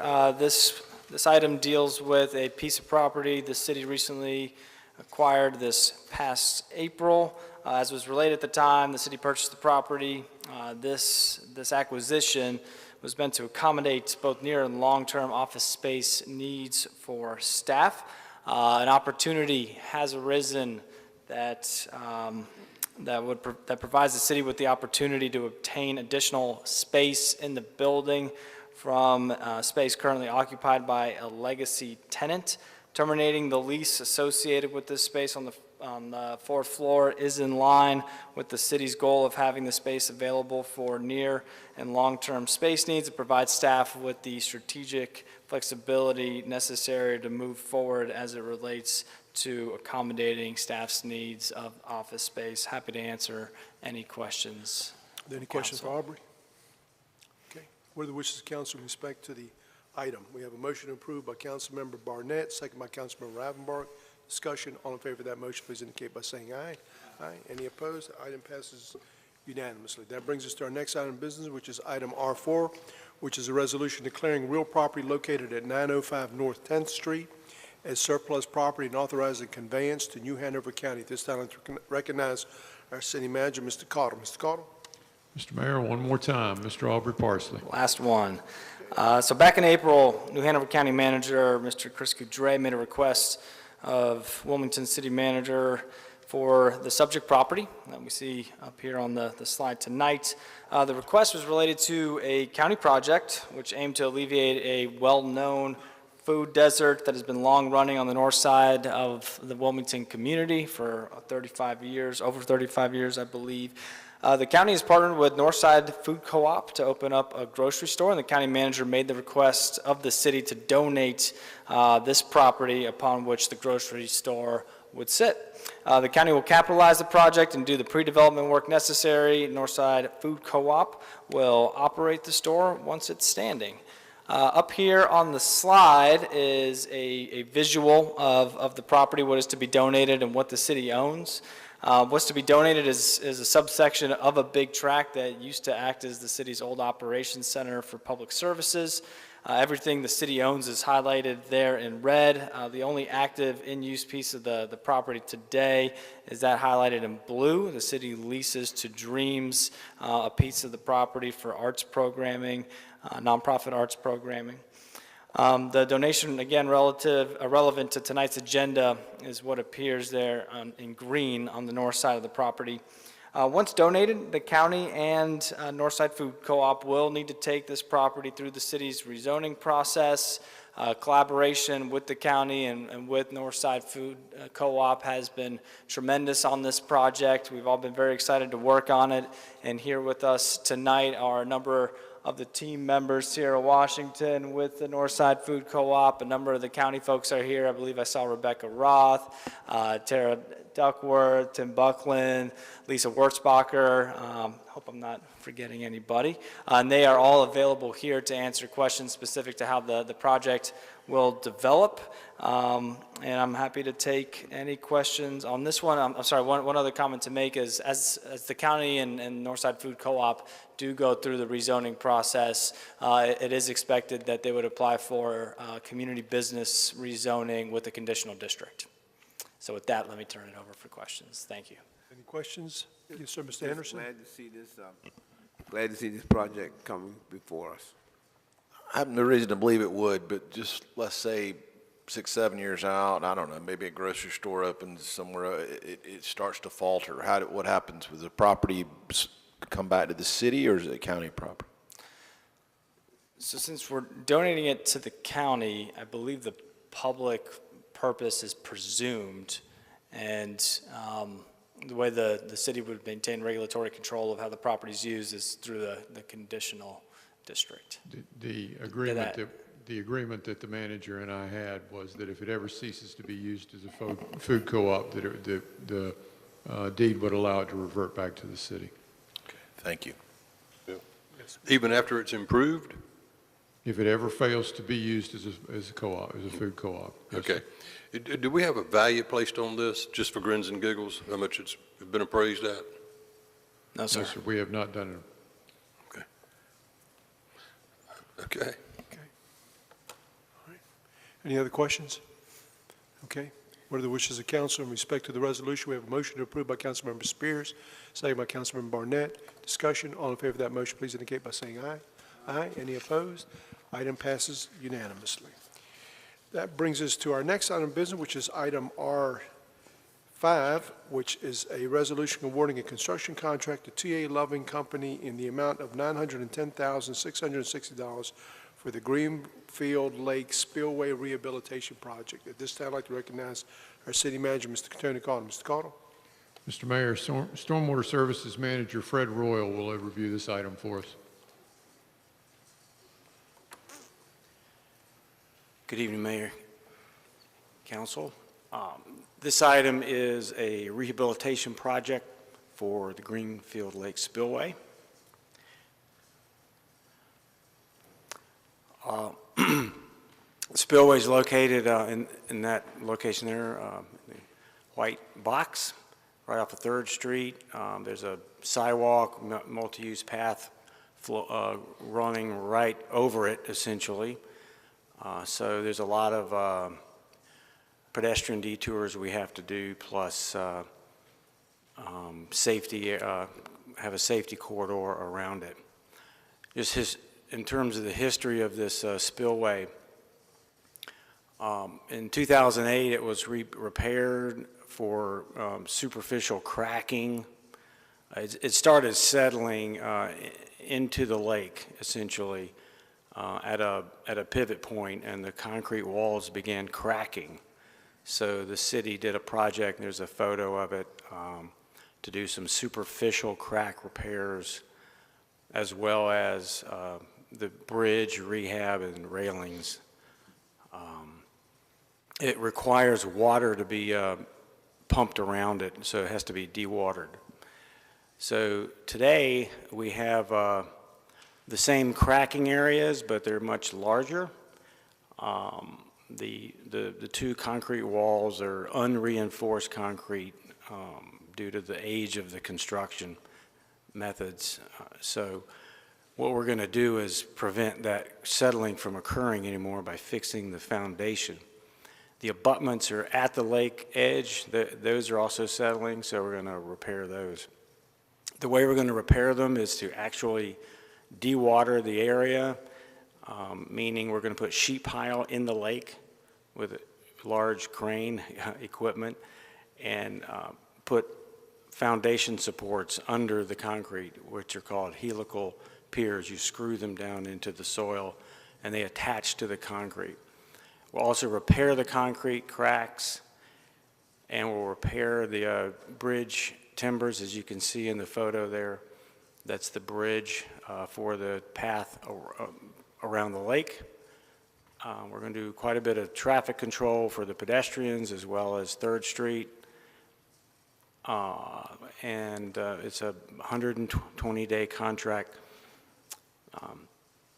This is a graphical illustration of what helical piers look like when you screw them down into the soil, then you bolt them to the bottom of the foundation concrete. So that's what we're going to do. 12 of them will be installed in the little red areas are where the helicals are going to be located. The blue area, it represents the lake. And you can see the sheet pile wall location, which is out in the lake. That's very heavy material, so it requires a large crane, which is a major portion of the cost of this project. So there's the 12 helicals, and I'd be happy to answer any questions. Fred, this, one of the sentences in here, it says, this, although the spillway does not appear to be an imminent risk of failure, the settling and crack expansions are cause for concern. I get that. But $1 million? I mean, it just seems like, you know, I just don't see $1 million to do what you just described. And the only thing that goes across that bridge is pedestrians. We ain't got cars going across it or anything with axles or whatever. I've never been one to kick something down the road too far. You know, deferred maintenance can come back and get you, but I just don't see this, $1 million for this. Sorry. And I know that's not going to hurt your feelings, but anyway, I just. Ms. Anderson? So is there a dual purpose here? I mean, are we just trying to make it so we're real confident people walking over it? I mean, is there a? It's really not the pedestrian piece, it's the structure itself. It's the structure holding the lake back. Right, it's, so the structure's cracking, so there's part of it that's going into the lake. So more or less it's a dam issue. It's a dam, it's a spillway, it's a structural spillway. No, but I mean, we're not just concerning ourselves with the walking pathway. Correct. So it's not like we could just, hey, let's build a wood beam bridge over it and we've solved our problem. It's deeper than that. It's right. It's like a miniature dam, and if that thing fails, you know, it right. wouldn't be nice. But I agree that the price, you know, escalation and materials and labor and everything's amazing. So but, and 2008 is the last time we did something. I swear. I guess I heard the word spillway a lot, and we redid everything under the street there, right? When they're a huge project that went underneath that street and Front Street, I guess it is, or through that triangle anyway, yeah, right? Box culverts. Box culvert. On 3rd Street. Yeah. But when we did that, we didn't get up in that area at all. We didn't. It was just kind of. I believe that was a DOT project, but. Right. Yeah. Okay. Mr. Spears? Fred, so if that thing fails, what do we got? A bunch of water and wildlife out there on 3rd Street? Gators? So if it fails, you know, 3rd Street and Front Street, and then it'll make its way to the river. So it is a real issue, right? Yeah, the way we've been looking at it is it's a greenfield lake issue. You know, we don't want the lake to drain down, and we want this to be a structure that doesn't get in a whole lot worse conditions, so that we just have to go in and rebuild it as the worst case scenario. We'd have to just demo the whole thing and rebuild it, or something similar to that. So this is a method to address the foundational problem so that it's not going to go anywhere. Because right now, we don't know how it's going to behave in the next 5 to 10 years. And it's a beautification of a staple in our community, right? I remember being a little kid running around Greenfield Lake. Sure. I mean, it's a nice... I even tried to run around it, you know, the 5 miles. Yeah, I couldn't run it nonstop. But Luke can. Hey, Fred, real quick, you had mentioned in your comments that the big price tag on this was the crane. Correct. Can you give me an idea of what that cost is on the crane? It's close to half of the cost. Half of the cost is the crane. What kind of crane is this thing? So I haven't seen it, but my understanding is it comes in sections and pieces on different trailers, and it gets built or put together at the site because it has to be so large to reach out, or has to reach out into the lake to install these heavy sheet piles. So that's the issue of the crane, is we're dewatering a large area so that we can put these helical piers in under the abutments. It's about $400,000 and $400-some thousand for Of the crane. Wow. Okay. Mr. Anderson, go ahead. Just, as Charlie says for giggles, there's no like barge or something we could put in, some kind of way to hammer it from in the water? I mean, I think of, you know, watching what they did down at the marina. You know, they didn't have a crane of that caliber from my memory. It's just that different a project. I mean, the water's shallower than the river, right? Than the marina. It is. So that's kind of a means and methods question. You know, contractors can do this however they feel like they can do it. But we want to do it the cheaper way. And, you know, we've been through a couple of rounds of bid openings, and the first one was, you know, we had no bidders in the first bid opening. So the second one, we had 2, and that's where we are today. And they both had a similar proposal of how to go about it. Yeah, they both own the crane. Any other questions? Okay. Yes, sir. Basically, all the spillway does is control the level of water in Greenfield Lake. It does. That's all it does. When it gets high, we let water go out. And it's a controlled spillway, so the lake doesn't flood everywhere. Right. Yeah. I got it. Okay. All right, what are the wishes of council in respect to the ordinance, or to the resolution? We have a motion to approve by Councilmember Barnett.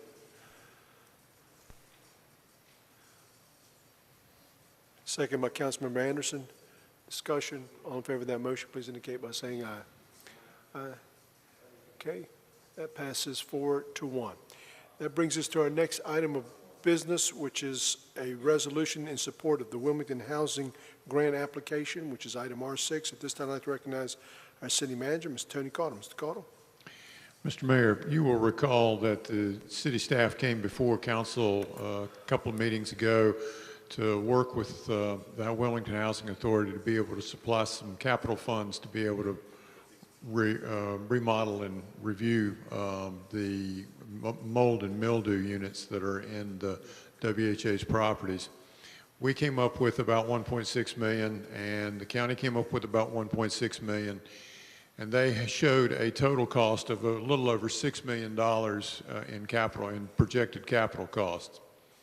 We encouraged them to go and apply for grants to be able to do some of this work with, and that's what you are being asked to support a resolution for tonight.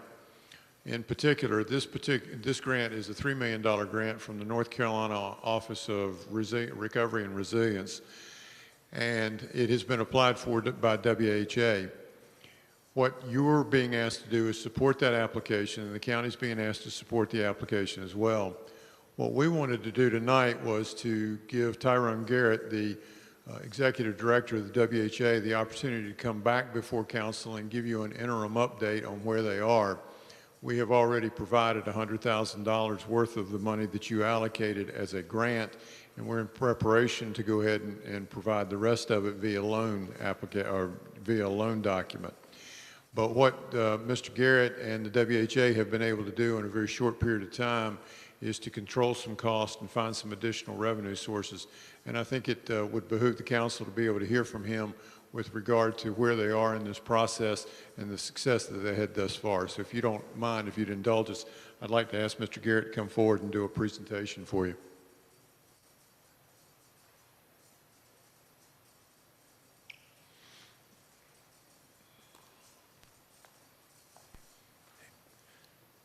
Good evening, members of the council, mayor. I just want to say again, thank you for all your support. And the Housing Authority is actually moving in a great direction right about now, based on not only your support, but the support of the county at the same time. So I just want to take the opportunity, the Board of Commissioners, Commissioner Hovis is here, charged me with coming up with a 120-day action plan for the authority.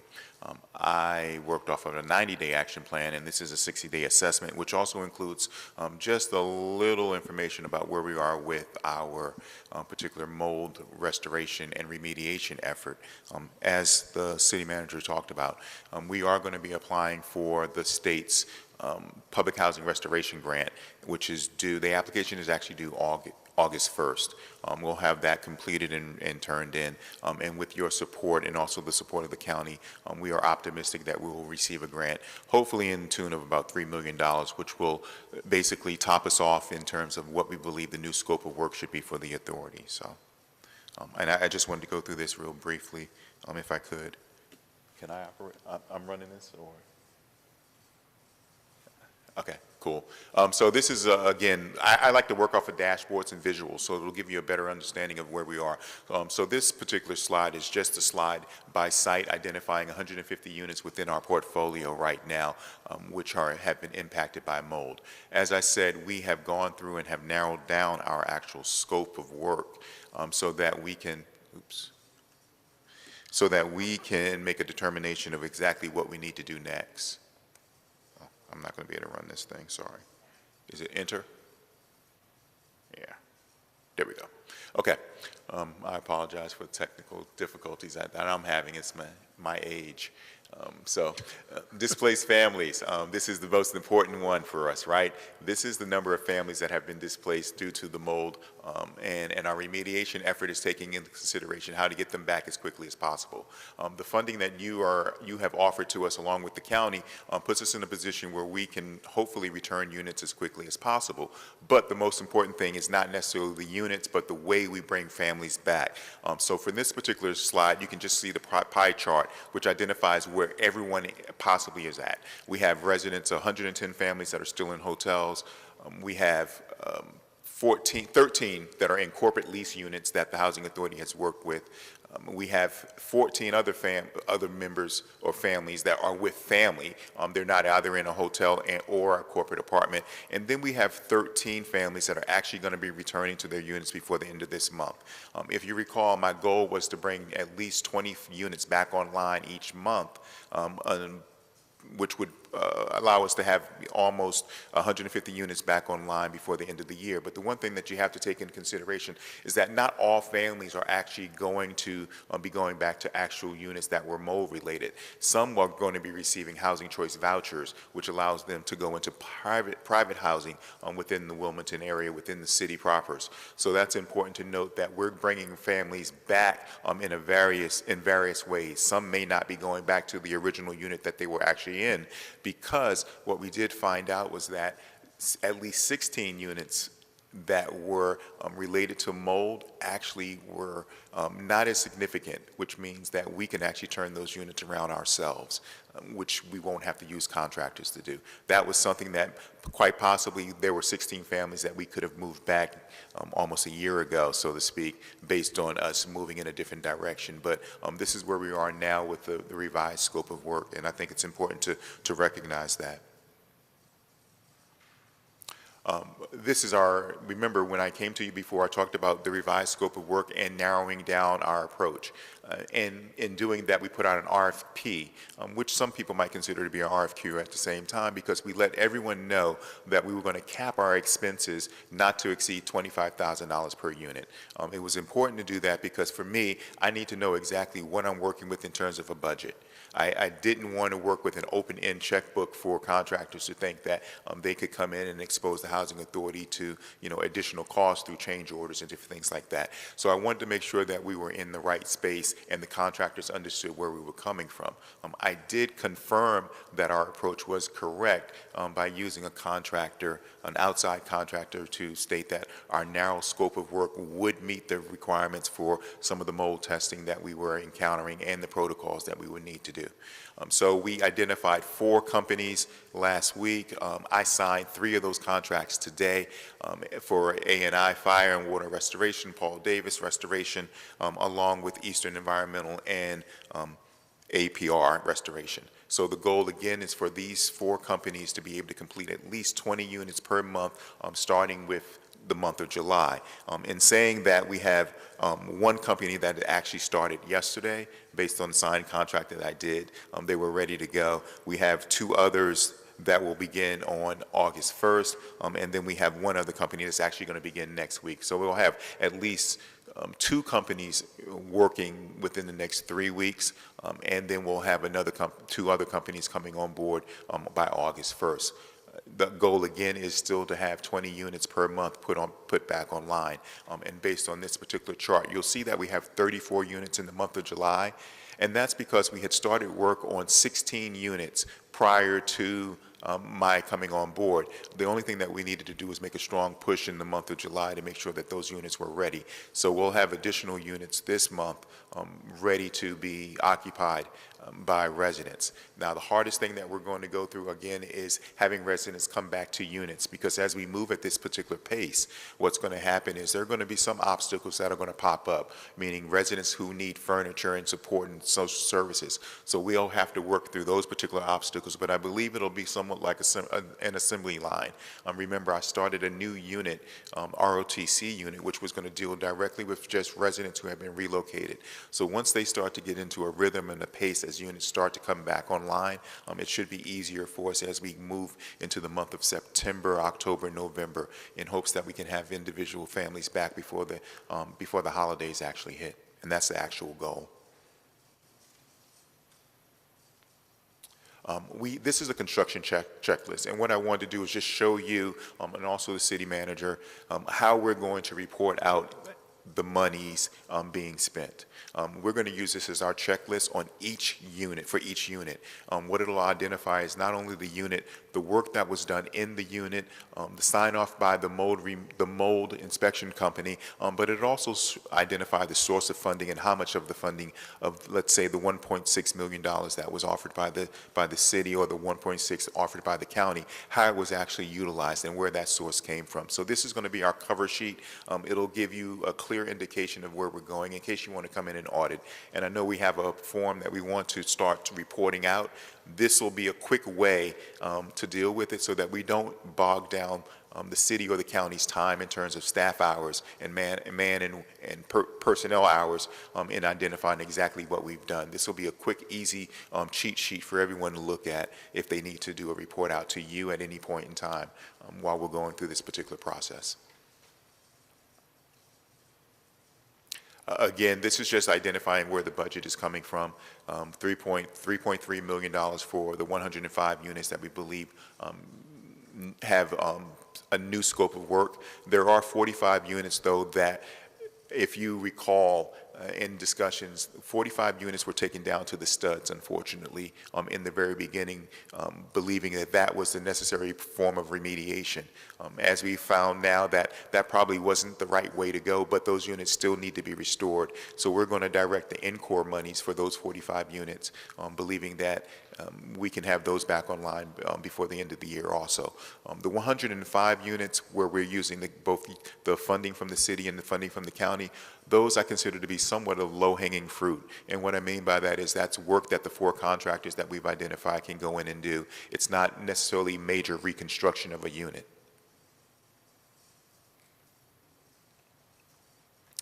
And I just want to jump into one other piece, and it's just about the operation of the authority at this point in time. I enjoy using dashboards because they give a clear, concise picture of where we're going, and when you color code it, it lets you know if you're moving in the right direction. So as you can see, this is an example of a work order that we're now using at the authority to identify it's a dashboard of work orders that we're using at the authority. It's easy for me to chart in real time of exactly where we are with work orders on a weekly basis. Again, green is positive, red is negative.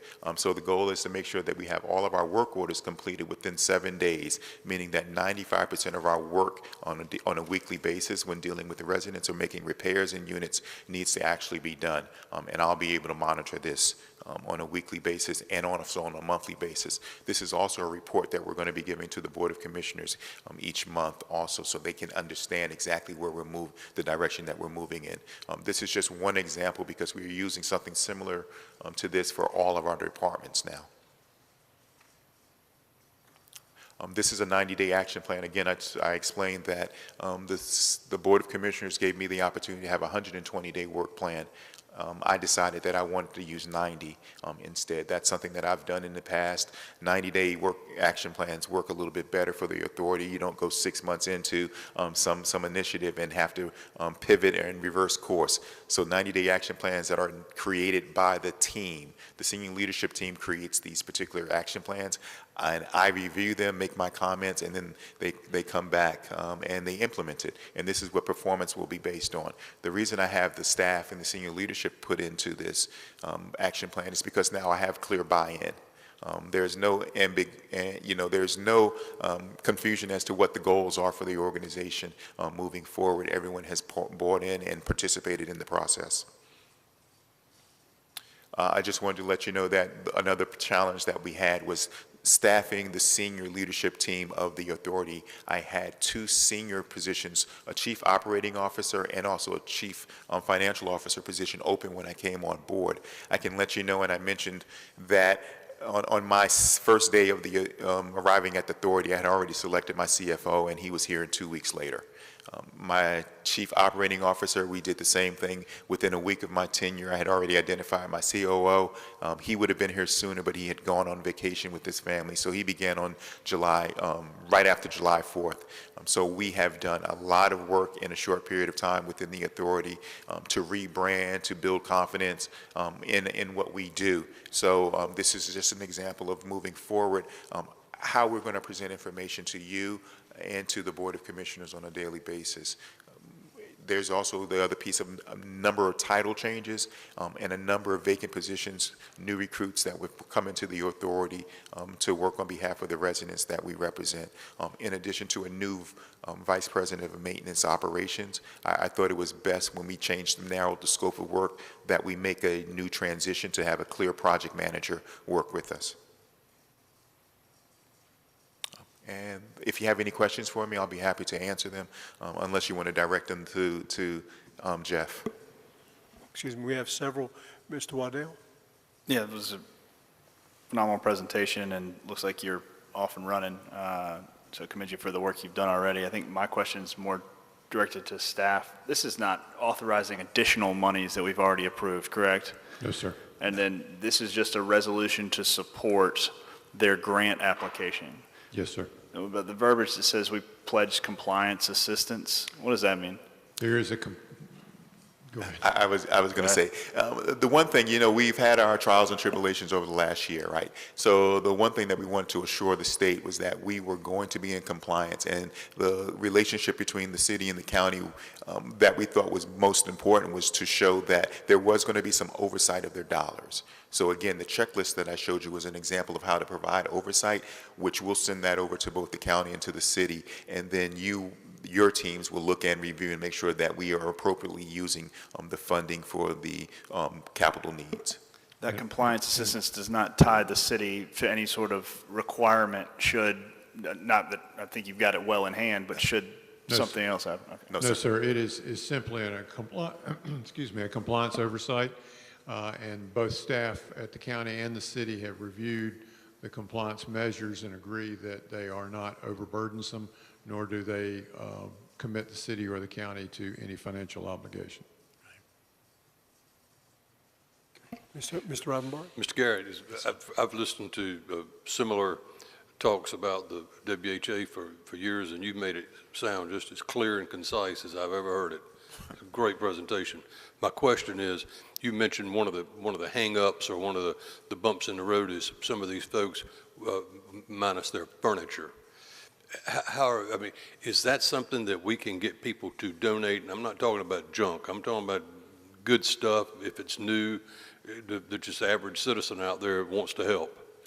The reality is, we were just talking about that earlier today on a staff meeting, senior team meeting, about what we were looking for in terms of furniture donations or new furniture that may be out there and what the process would be for us to identify it. So we're going to work through that just a little bit more, because we want to make sure that whatever we receive, if it is a form of donation, there is a location for us to actually store it. And we can make determinations of exactly what each resident actually needs, if anything. So we're going to work through that just a little bit more, and we'll be able to get back to you. Yeah, that'd be great. Thank you. Mr. Spears? Mr. Garrett, great presentation. I was glad to hear you mention the furniture and some of the issues you have. Funny thing, I was in the barber shop on Saturday, and the young lady walked in, and she didn't recognize who I was at first, and then when she did, she sat down beside me, and we had a lengthy conversation. And I'm going to start off by saying I feel confident in the work that you and my guy Jeff will be doing and WHA will be doing. Seems like you're going in a new direction, a new positive direction. But I want to make sure we're going to do our due diligence as it relates to these apartments and also to these properties.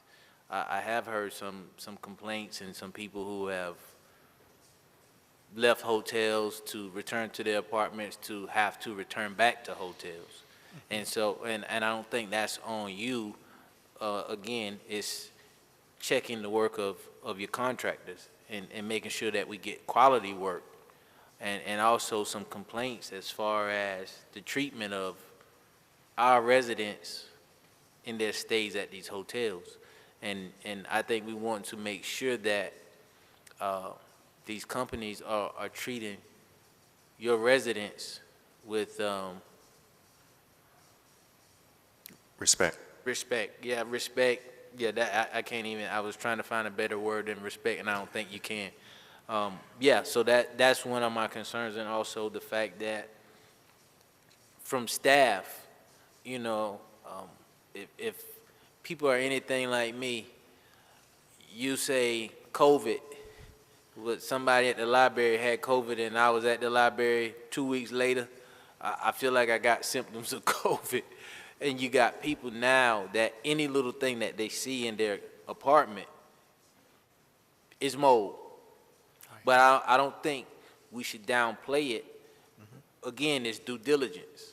Make sure it is what it is, or make sure it's not what someone thinks it is, and give them that confidence. And so I think that there's a lot of that going on as well.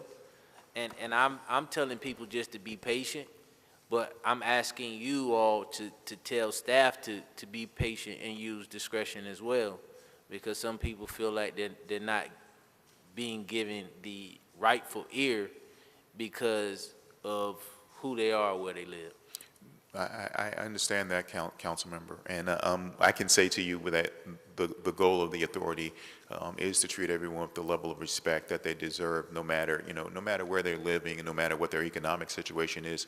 Everyone deserves quality of life, and everyone deserves clear, affordable housing and opportunities to live and provide for their families and provide. It's just important. It's just the reality of what we're dealing with.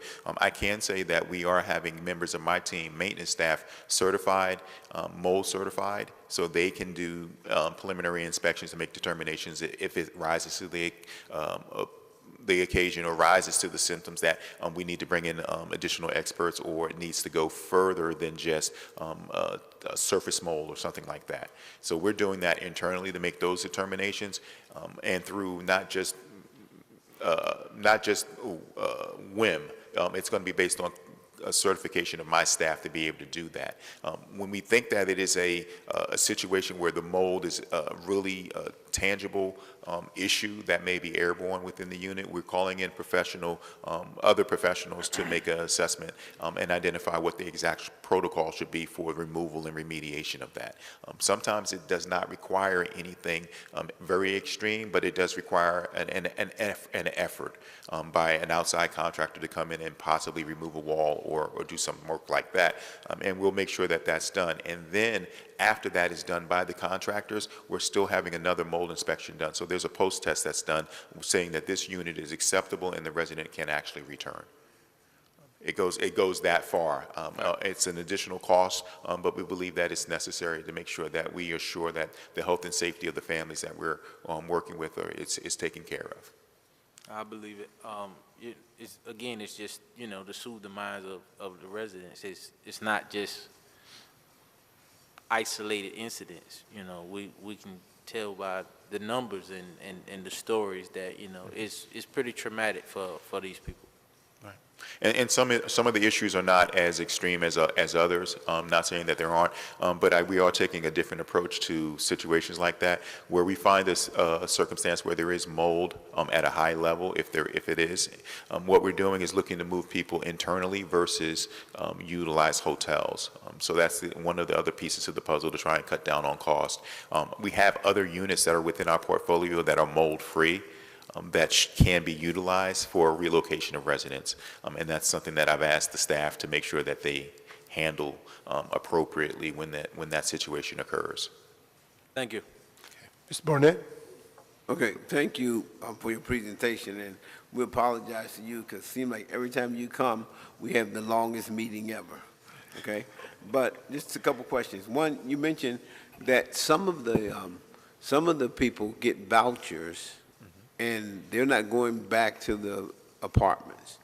Okay, I guess my question is, I wonder where they're finding places to live, because I thought that was really a difficult task here in Wilmington. And then the second thing was, if they don't go back to those apartments, do someone in the hotels go to the apartments that they pass up? I mean, the homes that they pass up? What we're doing is, let's say, for instance, of the 105 units, we're trying to make sure that we identify the lowest hanging fruit to have those units turned around as quickly as possible. So we have a selection of units for residents to return. For individuals there were 97 families that actually qualify for the Housing Choice Voucher Program. Of those 97 families that qualified, only approximately 50 families actually showed a real interest in participating in that program. So that actually cut down the number. And then from that number, only approximately 25 or so actually showed up for the briefing. So in essence, we're only issued about 25 vouchers to families to go out and look for units within the Wilmington area and the city. In addition, what we also have done is we've increased the dollar amount for the Housing Choice Voucher to about 120% to try and make it competitive for landlords to offer units to our residents who have the voucher. So that's important to also consider that it is a challenging market, but we believe that the 120% fair market rent percentile that we're using now should allow for at least 25 to 30 families find units. And when that happens, we can take them down off the list. Those units still get turned, their units that they were living in still get turned. But the pressure on us to turn those units quickly decreases to some extent because we're lessening the cost of residents being outside and in hotels. So it's very important to consider that, and then we can turn those units and put those units back out for residents who are in need or on our waiting list. Okay. All right. Good. I appreciate you. Thank you much. You're welcome. Mrs. Spears? So how many actual vouchers do you have now? We actually have I think it's approximately 25 vouchers out on the street. Look what that's left. No, not that's left. We have abundance of vouchers that are left, but we're just talking about the residents that were impacted by No, mold. I want to know what's left. Just like, can you give me a number? What do you mean, what's left? Like, you said you start out with. We could have done 97. Right. We could have done 97 because there were 97 families eligible, but not 97 families didn't show an interest. So you got like 60 something left. We probably have more than that left in reality. We have more than enough, because remember, we still have a waiting list. But what we did was we prioritized this group of families. We'll get back to our normal waiting list once we can make sure that all the families that were impacted by mold have been placed or have utilized their voucher or have made a determination that they would rather be in a public housing unit versus a housing choice voucher unit. Gotcha. So once we get through that, then we'll start offering those vouchers again out on the street, so to speak. That's the term that we use for residents who have been on the waiting list. Gotcha. Thank So you. we have an abundance. We have more than enough to go around. Okay. That's good stuff. Go ahead. So, the way you determine which families move out of the hotel is based on whether or not the house that they lived in is fixed, or like for example, I'm really concerned about, like I work at DC Virgo, and I talked to a family, a lady who has probably like 4 or 5 kids. Are you trying to reach them first, or how does that work? It honestly depends on the scope of work for the unit that they were in, right? Because some units are going to take a little bit longer than others. So we're trying to hit as many of the low-hanging fruit units as quickly as possible up front based on use of the contractors. Some other units will take a little bit longer to get through. So if it's a 3-bedroom or a 4-bedroom. But again, I have to say this. It all depends on the real scope of work that we're in the unit, because you'll go into some of our units and it's only an issue within the bathroom or an issue within an area where there might have been a washing machine. And that's what you're attacking, whereas there might be another unit that it's spread because the unit was closed up for a period of time, and that's not a unit that we might be able to get someone back into. We'll have to identify someplace else for them to go. But attacking it in the manner that we believe that, again, I gave you the number of 20 units per month. The reality is I think we can hit more than that. And so the length of time of families being outside of their units, I think, will significantly decrease as we move through the process. Okay. And it's, I want to be, I can't say that that we're going to do a unit for a family of 5 first, because it all depends on what's going on in the particular unit that they were in. Makes sense. All right. Thank you, sir. Yes. Okay. Thank you, appreciate it, and keep up the good work, and Okay. No problem. Thank you. I appreciate it. appreciate Thank you for your support. Thank you very much. Thank you, guys. What are the wishes of council in respect to the resolution? We have a motion approved by Councilmember Barnett, second by Councilmember Anderson. Discussion. All in favor of that motion, please indicate by saying aye. Aye. Any opposed? Item passes unanimously. That brings us to our last order of business this evening, which is RP1, which is reports of the Evaluations Committee. At this time, I recognize Councilmember Clifford Barnett, who is the chair of the Evaluations Committee. Thank Mr. you. Barnett? Mr. Mayor, members of the council, the Evaluation Committee has completed the evaluation of the appointed positions, city manager, city clerk, and city attorney, and found their performances to have met expectations. The new salaries that we're requesting are, and I have to do each one, I think, seriatim. Okay, for the city manager, $236,250.04. The new salaries are effective along with the general employee market adjustments. And I'd like to make this as a motion coming from my committee. Oh. Make the motion. We have a motion by Councilmember Barnett, second by Councilmember Spears. Discussion. All in favor of that motion, please indicate by saying aye. Aye. Item passes unanimously. Okay. The same verbiage for the city clerk, salary $100,813.18. The new salaries are effective along with the general employee market adjustments. I'd like to offer that motion. Motion by Councilmember Barnett, second by Councilmember Waddell. Discussion. All in favor of that motion, please indicate by saying aye. Aye. Aye. Aye. And then finally, city attorney, we're not going to give him anything. $201,049.16. The new salaries are effective along with the general employee market adjustments. I'd like to offer that as a motion. We have a motion made by Councilmember Barnett, second by Councilmember Waddell. Yeah. All in favor of that motion, please indicate by saying aye. Aye. Any opposed? Item passes unanimously. Thank you, sir. Thank you, sir. This concludes the regular agenda. Are there any items brought forward by our city attorney? Yes, sir, Mr. Mayor, I would like to say thank you, and that it is an honor working for Wilmington as a city attorney, and that it is an absolute pleasure working with Councilmember Barnett. Mr. Manager? Equally as well said as my colleague, thank you very much for the salary increase. We very much appreciate it. Thank you. Madam Clerk? Just want to say thank you so very much to Mayor and Council, and I look forward to continuing to work for you. Thank you. Mr. Waddell? Mr. Barnett? Yes, with the weather and it's getting so hot, I would just encourage people to make sure you check in with your senior citizens, make phone calls and stuff. Mr. Ravenborough? Mr. Anderson? Mr. Spears? With that, thank you for taking interest in your government. We stand adjourned.